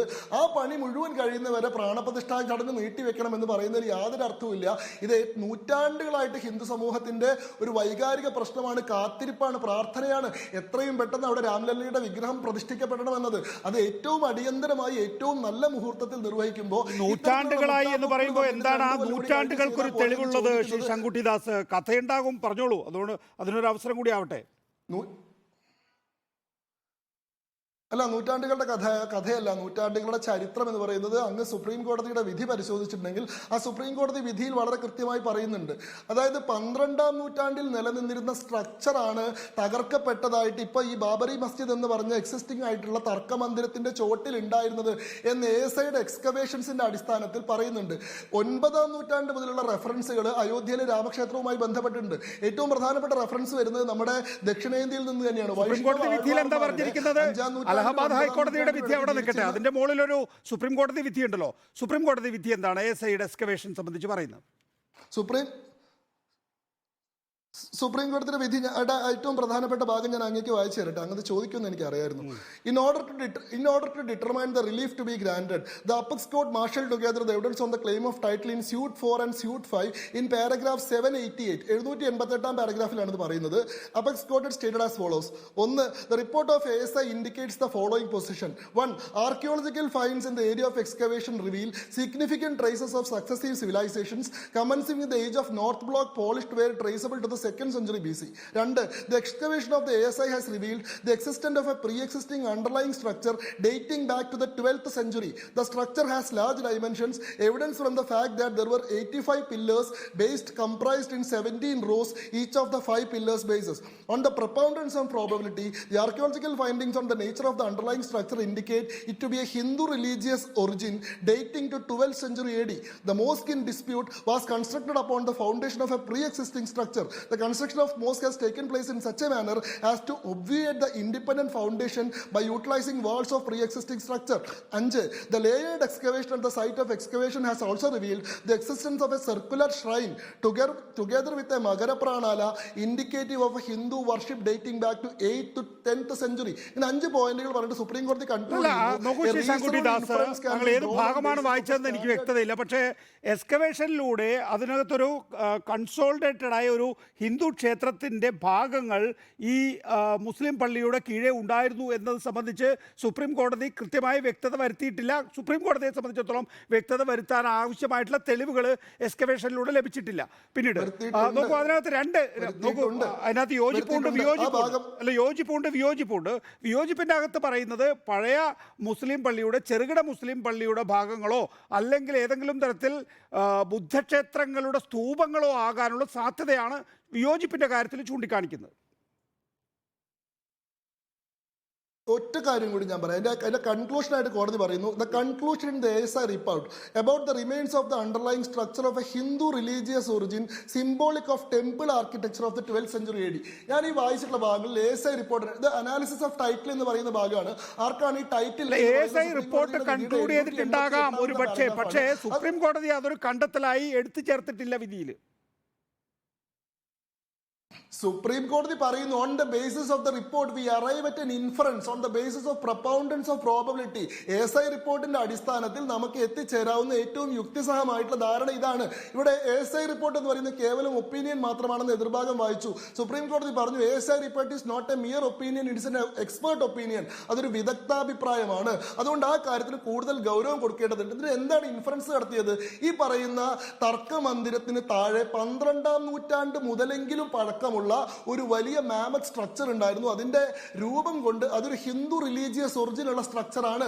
മറ്റു പള്ളിയുടെയോ മറ്റേതെങ്കിലും ദേവാലയത്തിന്റെയോ മാതൃകയിലല്ല, ഹിന്ദു റിലീജിയസ് ഒറിജിൻ ആണുള്ളത്. 8ാം നൂറ്റാണ്ട് മുതൽ 10ാം നൂറ്റാണ്ട് വരെയുള്ള സമയത്തായിരിക്കാം അതിന്റെ നിർമ്മാണം. 88 പില്ലറുകൾ 12 റോകളിലായിട്ട് നിന്നിരുന്നു. നഗരപ്രാണാലയം ഉണ്ടായിരുന്നു, വിഷ്ണുശിലാഫലകം ഉണ്ടായിരുന്നു, 263 ടെറാക്കോട്ട ഐഡൽസ് ഇവിടെ നിന്ന് കണ്ടെടുക്കപ്പെട്ടിട്ടുണ്ട്. ഇതിന്റെ അടിസ്ഥാനത്തിൽ ഒരു ക്ഷേത്രം അവിടെ നിന്നിരുന്നു എന്ന് കോടതി ഇൻഫർ ചെയ്യുന്നുണ്ട്. കോടതി പറയാത്തൊരൊറ്റ കാര്യം, ഈ ക്ഷേത്രം അവിടെ ഉണ്ടായിരുന്നു ഇൻഫർ ചെയ്യുന്നൊന്നുമില്ല ശ്രീ ശങ്കുട്ടിദാസ്. തെളിവുകൾ കൊണ്ട് നമുക്ക് പറയാൻ സാധിക്കും. അത് തെറ്റായ ഉദ്ധരണിയാണ്. ക്ഷേത്രം അവിടെ ഉണ്ടായിരുന്നു എന്ന് പറയുന്നു എന്നുള്ളത് തെറ്റായ ഉദ്ധരണിയാണ്. 500 വർഷമായി ബാബറി മസ്ജിദ് അവിടെ ഉണ്ടായിരുന്നു എന്ന് സുപ്രീം കോടതി വിധിയിൽ പറയുന്നുണ്ട്. ഏതെങ്കിലും അമ്പലം പൊളിച്ചാണ് പള്ളി പണിഞ്ഞത് എന്നതിന് തെളിവില്ല എന്നുള്ളത് മറ്റൊരു ഇൻഫറൻസ് ആണ്. അതോടൊപ്പം തന്നെ അവിടെ എന്തോ ഒരു സ്ട്രക്ചർ ഉണ്ടായിരുന്നു എന്ന് വിലയിരുത്താമെങ്കിൽ അതൊരുപക്ഷെ പഴയ പള്ളിയുടെ ചില ഭാഗങ്ങളാകാം, അതല്ല എങ്കിൽ ബുദ്ധസ്തൂപങ്ങളാകാം എന്നുള്ള വിലയിരുത്തലാണ് ഞാൻ മനസ്സിലാക്കിയിട്ടുള്ളത്. അല്ലേ ശ്രീ ശങ്കുട്ടിദാസ്? ഇത് ഏത് ഭാഗത്താ പറയുന്നത്? ഇതാണ് അവിടെ ASIയുടെ കണ്ടെത്തലിന്റെ ഒരു പ്രധാനപ്പെട്ട നിരീക്ഷണമാണത്. എന്റെ കയ്യിൽ ഇപ്പൊ സുപ്രീം കോടതിയുടെ വിധിയില്ല. അങ്ങ് പറഞ്ഞത് എന്റെ കയ്യിലുണ്ടല്ലോ, ഞാൻ അതിൽ നിന്ന് നോക്കിയാണല്ലോ വായിച്ചത്. ഞാൻ ഒറ്റ കാര്യം പറയാം. 500 കൊല്ലം ബാബറി മസ്ജിദ് എന്ന് പറയുന്ന പള്ളിക്ക് പഴക്കമുണ്ടായിരുന്നു എന്ന കാര്യവും സുപ്രീം കോടതിയുടെ വിധിയിൽ ഡൗട്ട്ഫുൾ ആയിട്ടാണ് പറഞ്ഞിട്ടുള്ളത്. അതായത് ഈ പറയുന്ന 500 കൊല്ലത്തെ പഴക്കം വരുന്ന എപ്പോഴാണ്? 1528 ബാബറിന്റെ സൈന്യാധിപനായിട്ടുള്ള മീർബാക്കിയാണ് അവിടെ ഈ പറയുന്ന പള്ളി നിർമ്മിച്ചത് എന്നുള്ള കഥയുടെ അടിസ്ഥാനത്തിലാണ്. പക്ഷേ 3 പ്രധാനപ്പെട്ട തെളിവുകൾ. ഒന്ന്, 1611 അയോധ്യ സന്ദർശിച്ചിട്ടുള്ള ഇംഗ്ലീഷ് ട്രാവലർ ആയിട്ടുള്ള വില്യം ഫിഞ്ചിന്റെ ട്രാവലോഗിൽ അവിടെ ഒരു പള്ളി നിൽക്കുന്നതായി പറയുന്നില്ലെന്ന് മാത്രമല്ല അദ്ദേഹം അയോധ്യ ക്ഷേത്രത്തെ പറ്റി പറയുന്നുണ്ട്. ഇതിന് മുൻപുള്ള ഏറ്റവും പ്രധാനപ്പെട്ട തെളിവ് എന്താ? സിഖ് ഗുരുവായിട്ടുള്ള, അതായത് സിഖ് മതത്തിന്റെ സ്ഥാപകനായിട്ടുള്ള ഗുരു നാനക്കിന്റെ ഔദ്യോഗികമായിട്ടുള്ള 3 ജീവചരിത്രങ്ങൾ, ഈ സിഖ് സമൂഹം ഏറ്റവും പവിത്രമായി കണക്കാക്കുന്ന ജീവൻ സാഖി എന്ന് വിളിക്കുന്ന 3 ജീവചരിത്രങ്ങളിലും അദ്ദേഹം അയോധ്യയിലെ ക്ഷേത്രത്തിൽ ദർശനം നടത്തിയതായിട്ട് പറയുന്നു. 1510 5ാം നൂറ്റാണ്ടിന് 9ാം അയോധ്യയിലെ ക്ഷേത്രം ഉണ്ടായിട്ടുണ്ടാകുമെന്ന കാര്യത്തിൽ ആർക്കാണ് തർക്കം? പക്ഷെ ആ ക്ഷേത്രം എവിടെ എന്നുള്ളതാണ് വിഷയം. അയോധ്യയിൽ നിരവധി ക്ഷേത്രങ്ങൾ. ഞാൻ പറയുന്നതൊന്ന് മുഴുവനാക്കാൻ സമ്മതിക്കും.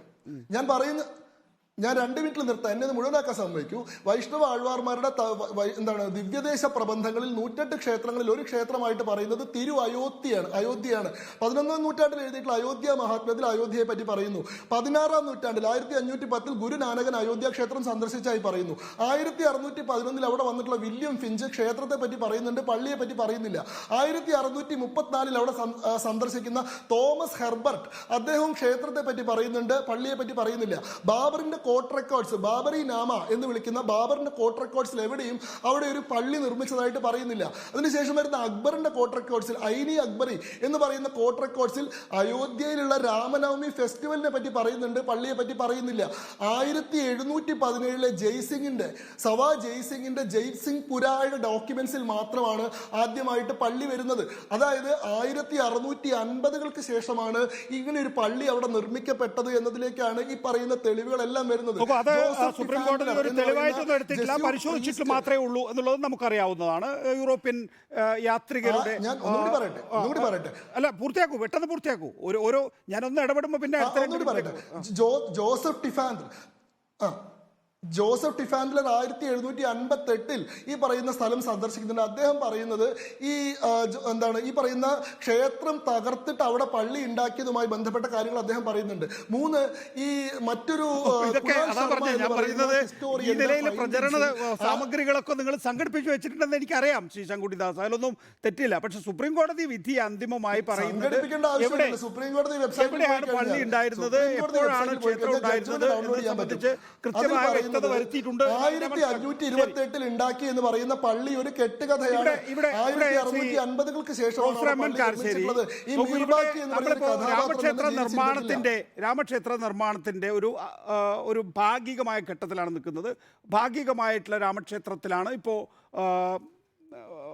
പ്രാണപ്രതിഷ്ഠാ ചടങ്ങ് 22-ാം തീയതി പൂർത്തിയാക്കാൻ പോകുന്നത്. ഈ ആഴ്ച അല്ലെങ്കിൽ അടുത്ത ആഴ്ച രണ്ട് പ്രധാനപ്പെട്ട പള്ളികളുടെ കാര്യത്തിനകത്തും വിവിധ കോടതികളുടെ സുപ്രധാനമായിട്ടുള്ള വിധിയെഴുത്തുണ്ടാകാൻ പോവുകയാണ്. ഒന്ന് വാരണസിയുടെ കാര്യത്തിൽ, രണ്ട് മധുരയുടെ കാര്യത്തിൽ. നേരത്തെ പറഞ്ഞല്ലോ ബാബറി മസ്ജിദ് അല്ല, അതിനപ്പുറത്തേക്ക് ഇനിയുണ്ട് ചില പള്ളികൾ എന്നുള്ളതാണ്. അപ്പോൾ ചില താഴികക്കുടങ്ങൾ കൂടി ഉടയാനുള്ള സാധ്യത ഇതാ 22-ന് ഒരുപക്ഷെ 2024 ഇലക്ഷന് മാത്രം ജയിച്ചാൽ പോരല്ലോ ശ്രീ കാരശ്ശേരി.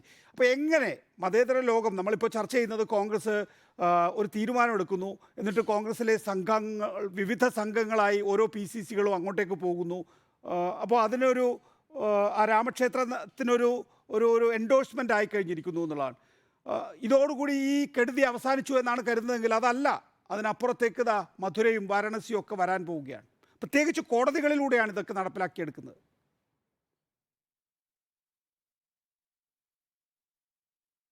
നികേഷ്, ഇതിപ്പോൾ മധുരയിൽ കൃഷ്ണ ജന്മഭൂമി ക്ഷേത്രമുണ്ട്, വാരാണസിയിൽ ക്ഷേത്രമുണ്ട്. അപ്പോൾ ഈ കാര്യങ്ങളൊക്കെ 1991 ആക്ടിൻ്റെ പ്രധാനപ്പെട്ട ആധി എന്ന് പറയുന്നത് അതുകൊണ്ട് നാട്ടിൽ ഭിന്നിപ്പുണ്ടാവാതിരിക്കാനും കലഹമില്ലാതിരിക്കാനും കലാപമില്ലാതിരിക്കാനുമാണ്. ഇപ്പോൾ യാതൊരു സംശയവും വേണ്ട, ഇവിടെ ഞങ്ങളൊരു ഹിന്ദുരാഷ്ട്രം ഉണ്ടാക്കാൻ പോവുകയാണ് എന്നതിൻ്റെ സൂചനകളാണ് പ്രത്യക്ഷമായും പരോക്ഷമായും BJP നൽകിക്കൊണ്ടിരിക്കുന്നത്. അതിലിപ്പോൾ പാർലമെൻറ്റ് ഹൗസിൻ്റെ ഉദ്ഘാടനം നോക്കിയാൽ മനസ്സിലാവും. അത് ഏതോ ഒരു ക്ഷേത്രത്തിൻ്റെ ഉദ്ഘാടനം മാതിരി ഒരു പ്രത്യേക മതവിഭാഗത്തിൻ്റെ മാത്രം പുരോഹിതന്മാരും അതിൻ്റെ ആചാരാനുഷ്ഠാനങ്ങളായിട്ടാണ് നമ്മുടെ പാർലമെൻറ്റ് ഉദ്ഘാടനം ചെയ്തത്.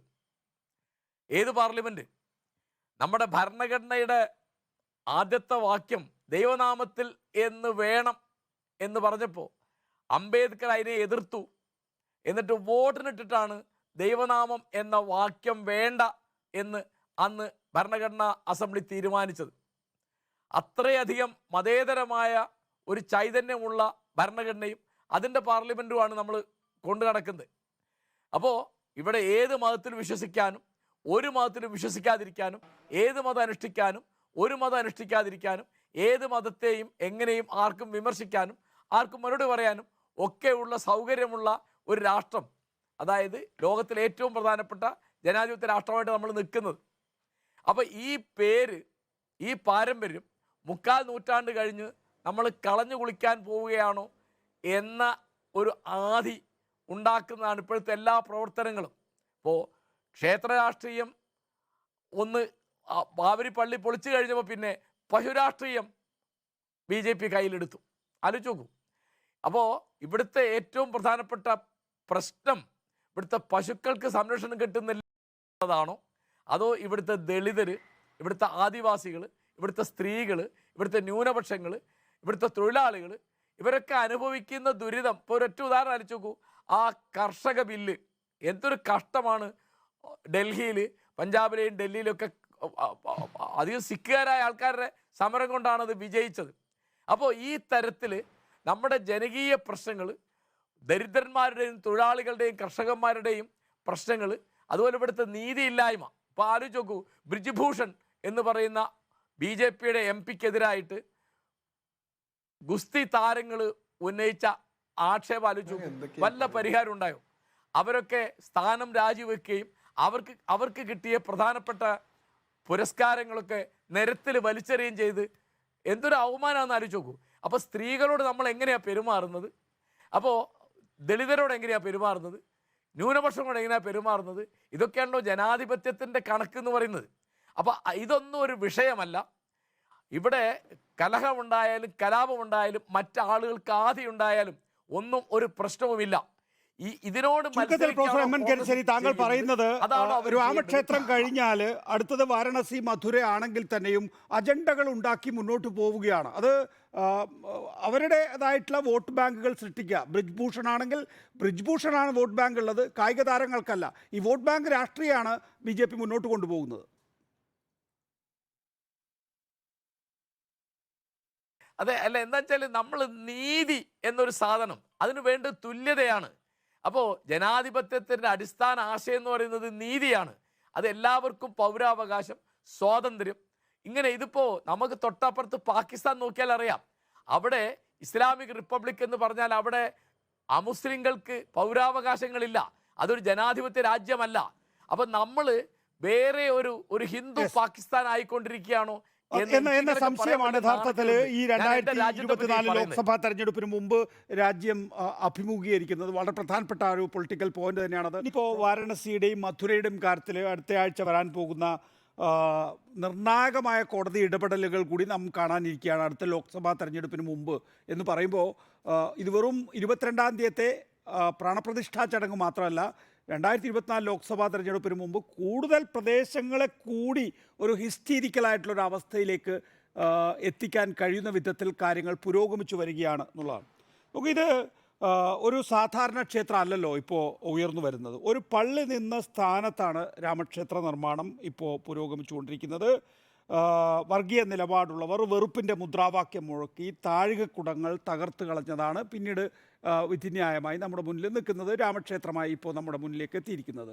നേരത്തെ പ്രൊഫസർ എം എൻ കാരശ്ശേരി ചൂണ്ടിക്കാണിച്ചതുപോലെ വോട്ടിൻ്റെ കണക്കല്ല എന്ന നിലപാട് യഥാർത്ഥത്തിൽ രാഷ്ട്രീയ പാർട്ടികൾക്ക് എടുക്കാൻ കഴിയുന്നതാണോ? എത്ര വോട്ട് കുറഞ്ഞാലും ഈ ഒരു ഹിസ്റ്റീരിക് മൈൻഡ് സെറ്റിൽ ഇനി ഒരുപക്ഷെ വലിയ തോൽവി ഏറ്റുവാങ്ങേണ്ടി വന്നാലും ഒരു നിലപാടെടുക്കുക. ഇപ്പോൾ ജവഹർലാൽ നെഹ്റു എടുത്തിട്ടുള്ള നിലപാടിലേക്ക് കോൺഗ്രസിന് ആ നിലയിൽ പോകാൻ കഴിയുമെന്ന് യഥാർത്ഥത്തിൽ ഇന്നത്തെ ലോകത്തിരുന്നു കൊണ്ട് ഡോക്ടർ സെബാസ്റ്റ്യൻ പോൾ ഒരു ഇടതുപക്ഷ സഹയാത്രികനായ താങ്കൾക്കെങ്കിലും തോന്നുന്നുണ്ടോ? ഇല്ല, എനിക്കങ്ങനെ തോന്നുന്നില്ല. കാരണം ഇപ്പോൾ ശരിയായി ചൂണ്ടിക്കാണിച്ചതുപോലെ ജവഹർലാൽ നെഹ്റു ഭവിഷ്യത്ത് ഭയപ്പെടാതെ വ്യക്തമായ കൃത്യതയുള്ള ശരിയായ നിലപാട് സമാനമായ സാഹചര്യത്തിൽ സ്വീകരിച്ച ആളാണ്. മതനിരപേക്ഷതയെ സംബന്ധിച്ച് നെഹ്റുവിൻ്റെ കാഴ്ചപ്പാട് അതിലാർക്കും ഒരു സംശയവും ഉണ്ടായിട്ടില്ല. ഇന്ത്യയെ ഇന്നത്തെ രീതിയിലുള്ള ആധുനിക സമൂഹമാക്കി മാറ്റിയതിൽ നെഹ്റു വഹിച്ച പങ്കും വളരെ വലുത് തന്നെയാണ്. ആ തുടർച്ചയിൽ അല്ലെങ്കിൽ പാരമ്പര്യത്തിൽ പിന്നീട് ഒരു പ്രധാനമന്ത്രിയെ നമ്മൾ കണ്ടത് ഒരുപക്ഷെ VP സിംഗിനെ മാത്രമായിരിക്കാം. VP സിംഗിൻ്റെ കാലത്താണല്ലോ അഡ്വാനിയുടെ അയോധ്യ യാത്ര അത് തടയപ്പെട്ടു. ആ തടഞ്ഞതിൻ്റെ പേരിൽ BJP പിന്തുണ പിൻവലിച്ചു. ആ ഗവൺമെൻറ് താഴെപ്പോയി. അത് അങ്ങനെ തന്നെ സംഭവിക്കും എന്ന് കണക്കറിയാവുന്ന VP സിംഗിന് അറിയാമായിരുന്നു. പക്ഷെ ആ ഭവിഷ്യത്ത് ഭയപ്പെടാതെ അയോധ്യയിലേക്കുള്ള ആ ഒരു ഡിസ്ട്രക്റ്റീവായ ഒരു യാത്ര അത് തടയേണ്ടതാണ് എന്ന് അദ്ദേഹത്തിന് അറിയാമായിരുന്നു. അത് തടയുകയും ചെയ്തു. ആ രാഷ്ട്രീയമായ ഇച്ഛാശക്തി അത് പിന്നീട് നമുക്ക് കാണാൻ കഴിഞ്ഞിട്ടില്ല. വാസ്തവത്തിൽ ഇപ്പോൾ അയോധ്യയിൽ പണി പൂർത്തിയായിക്കൊണ്ടിരിക്കുന്ന രാമക്ഷേത്രം അത് BJPയുടെ മാത്രം സംഭാവനയല്ല, അത് BJPയുടെയും കോൺഗ്രസിൻ്റെയും സംയുക്ത നിർമ്മിതിയാണ്. അവിടെ ആരാണ് ബാബറി മസ്ജിദ് പൊളിക്കുന്നതിന് ഒത്താശ ചെയ്ത് കൊടുത്തത്? അന്ന് ആരായിരുന്നു പ്രധാനമന്ത്രി? പിന്നീടുണ്ടായിട്ടുള്ള മറ്റു പല കാര്യങ്ങളും ഇപ്പോൾ അതെല്ലാം യാഥാർത്ഥ്യമായിരിക്കുന്നു. ഇനിയിപ്പോൾ അയോധ്യയിലെ രാമക്ഷേത്രത്തിൻ്റെ ജാതകം നോക്കിയിട്ടോ ചരിത്രം നോക്കിയിട്ടോ കാര്യമൊന്നുമില്ല. അതൊക്കെ ഒരു യാഥാർത്ഥ്യമായി കഴിഞ്ഞിരിക്കുന്നു.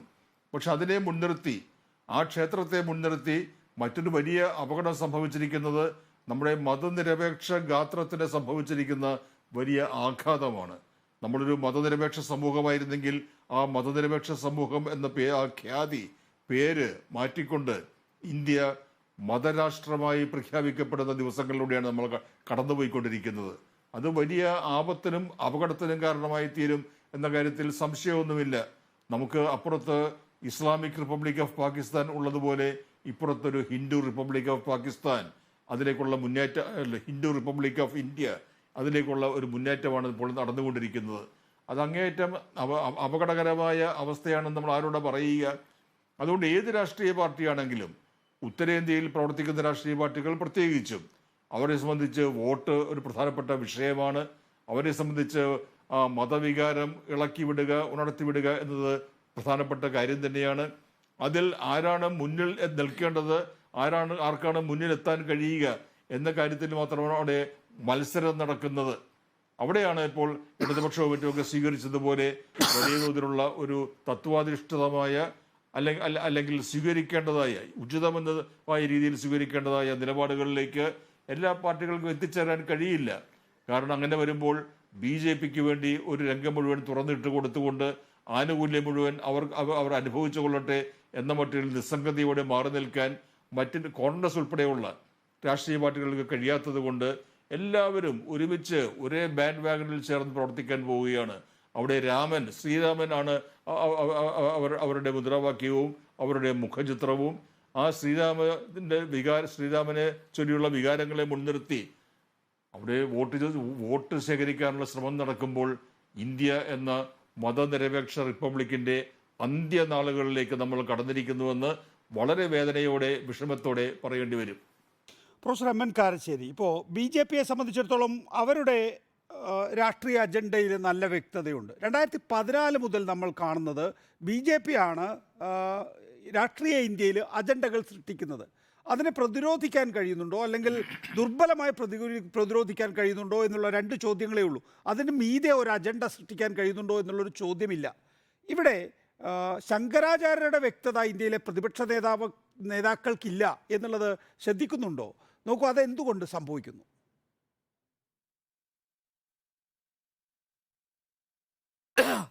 നികേഷ്, ഇതെന്താന്ന് വിചാരിച്ചാൽ ഈ നേതാവ് എന്ന് പറഞ്ഞാൽ നയിക്കുന്ന ആളെന്നാ. അപ്പോൾ അനുയായികളാണ് നേതാക്കന്മാരെ നയിക്കുന്നത് എന്നുള്ളൊരു ദുസ്ഥിതിയാണ് ഇന്നിപ്പോൾ ഇന്ത്യയിലുള്ളത്. അപ്പോൾ ആലോചിച്ച് നോക്കൂ, ശബരിമലയിൽ പ്രായവ്യത്യാസം നോക്കാതെ സ്ത്രീകളെ പ്രവേശിപ്പിക്കണം എന്ന് പറഞ്ഞ ആരാണ്? സുപ്രീം കോടതിയാണ്. ഉടനെ BJP അതിനെ സ്വാഗതം ചെയ്തു, കോൺഗ്രസ് അതിനെ സ്വാഗതം ചെയ്തു, ഇടതുപക്ഷം സ്വാഭാവികമായി സ്വാഗതം ചെയ്തു. 2 ദിവസം കഴിയുമ്പോൾ BJP പ്ലേറ്റ് മാറി, പിറ്റേന്ന് കോൺഗ്രസ് പ്ലേറ്റ് മാറി, 2-3 മാസം കഴിഞ്ഞപ്പോൾ ഇടതുപക്ഷവും പ്ലേറ്റ് മാറി. അടിച്ചു നോക്കൂ. ഇപ്പോൾ സുപ്രീം കോടതി വിധി നടപ്പാക്കിയിട്ടില്ല ശബരിമലയിൽ. അപ്പോൾ നിയമവാഴ്ച എന്താണ്? ഇപ്പോൾ അതിൻ്റെ അപ്പുറത്തുള്ളൊരു കാര്യം ആലോചിച്ച് നോക്കൂ.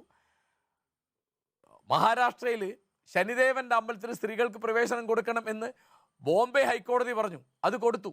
അത് കഴിഞ്ഞ് 2 മാസം കഴിഞ്ഞപ്പോൾ അവിടുത്തെ മുസ്ലിങ്ങളുടെ തീർത്ഥാടന കേന്ദ്രം ഹാജി അലി പറഞ്ഞു, ബോംബെ ഹൈക്കോടതി അത് കൊടുത്തു. ആരാ കൊടുക്കുന്നത്? BJPക്കാരനായ ഫട്നാവിസ് ബോംബെയിൽ മഹാരാഷ്ട്രയിൽ മുഖ്യമന്ത്രിയായിരിക്കുമ്പോഴത് നടക്കുന്നത്. ഇവിടെ ഇതാണ് ഈ വോട്ട് ബാങ്കിൻ്റെ ഒരു നിലപാടില്ല. കോടതി പറഞ്ഞത് കേൾക്കാമെന്നില്ല. അപ്പോൾ ഈ 2 കോടതികളും, ബോംബെ ഹൈക്കോടതിയും സുപ്രീം കോടതിയും ഉയർത്തിപ്പിടിച്ച എന്താണ്? ഭരണഘടന ഉറപ്പാക്കിയ സ്ത്രീ പുരുഷ സമത്വം എന്നുള്ള റൈറ്റ് ടു ഈക്വാലിറ്റി എന്നുള്ള 14ാം ഭരണഘടനയുടെ 14ാം ആർട്ടിക്കിൾ അനുസരിച്ചുള്ള ഒരു സംഗതിയാണിത് എന്നാണ് അവർ ബോംബെ ഹൈക്കോടതിയും സുപ്രീം കോടതിയും പറഞ്ഞത്. ആ പ്രശ്നം ഇപ്പോൾ ഒരു പാർട്ടിക്കും ഇല്ല. കാരണം ആചാര സംരക്ഷണമാണ് നവോത്ഥാനം എന്ന് പുതിയ വിചിത്രമായൊരു മുദ്രാവാക്യം ഉണ്ടാക്കുകയാണ് ഇവിടെ ചെയ്തത്. അപ്പോൾ ഇവിടെ രാഷ്ട്രീയം എന്നത് പൗരോഹിത്യത്തിന് അടിമപ്പെടുക. ഇപ്പം എന്താ ഉണ്ടാവുന്നത്? രാഷ്ട്രീയക്കാർ മതം കളിക്കുക, മതക്കാർ രാഷ്ട്രീയം കളിക്കുക. കുറച്ച് കഴിയുമ്പോൾ ഏതാണ് മതം, ഏതാണ് രാഷ്ട്രീയം, ഏതാണ് കച്ചവടം എന്ന് തിരിയാത്ത മാതിരി ഇന്ത്യൻ രാഷ്ട്രീയം നിർഭാഗ്യവശാൽ അങ്ങേ അറ്റത്തെ ജീർണതയിലേക്ക് പോയിക്കൊണ്ടിരിക്കുകയാണ്. ഇപ്പോൾ ലോകം മുഴുവൻ ഇത് കാണുന്നുണ്ട്, ഇത് മനസ്സിലാക്കുന്നുണ്ട്. നമ്മുടെ വിദ്യാർത്ഥികളും യുവാക്കളൊക്കെ ഏത് തരത്തിലുള്ള ജനാധിപത്യത്തിലാണ് വിശ്വസിക്കേണ്ടത്, ഏത് മൂല്യങ്ങളാണ് അവർ വിശ്വസിക്കേണ്ടത്. ഗാന്ധിയെയും നെഹ്റുവിനെ പറ്റി പറയുമ്പോൾ അവരെന്താണ് മനസ്സിലാക്കേണ്ടത് വലിയ കഷ്ടമാണ്. അപ്പോൾ പുരോഹിതന്മാർക്ക് എല്ലാ സംസ്ഥാനങ്ങളിലും എല്ലാ സമുദായങ്ങളിലും പുരോഹിതന്മാർക്ക് വലിയ ശക്തി കിട്ടുന്ന ഒരു കാലമാണിത്. അതിലെല്ലാ പാർട്ടിക്കാരുടെയും പിന്തുണയുണ്ട്. അവർക്ക് ഇവരെ പേടിയാണ് എന്നുള്ളതാണ് അടിസ്ഥാനപരമായ കാര്യം. വ്യക്തമാണ്. വളരെ നന്ദി professor M N Karassery, Shri Sankutty Das, advocate Sebastian Paul ചർച്ചയിൽ പങ്കെടുത്തതിന്.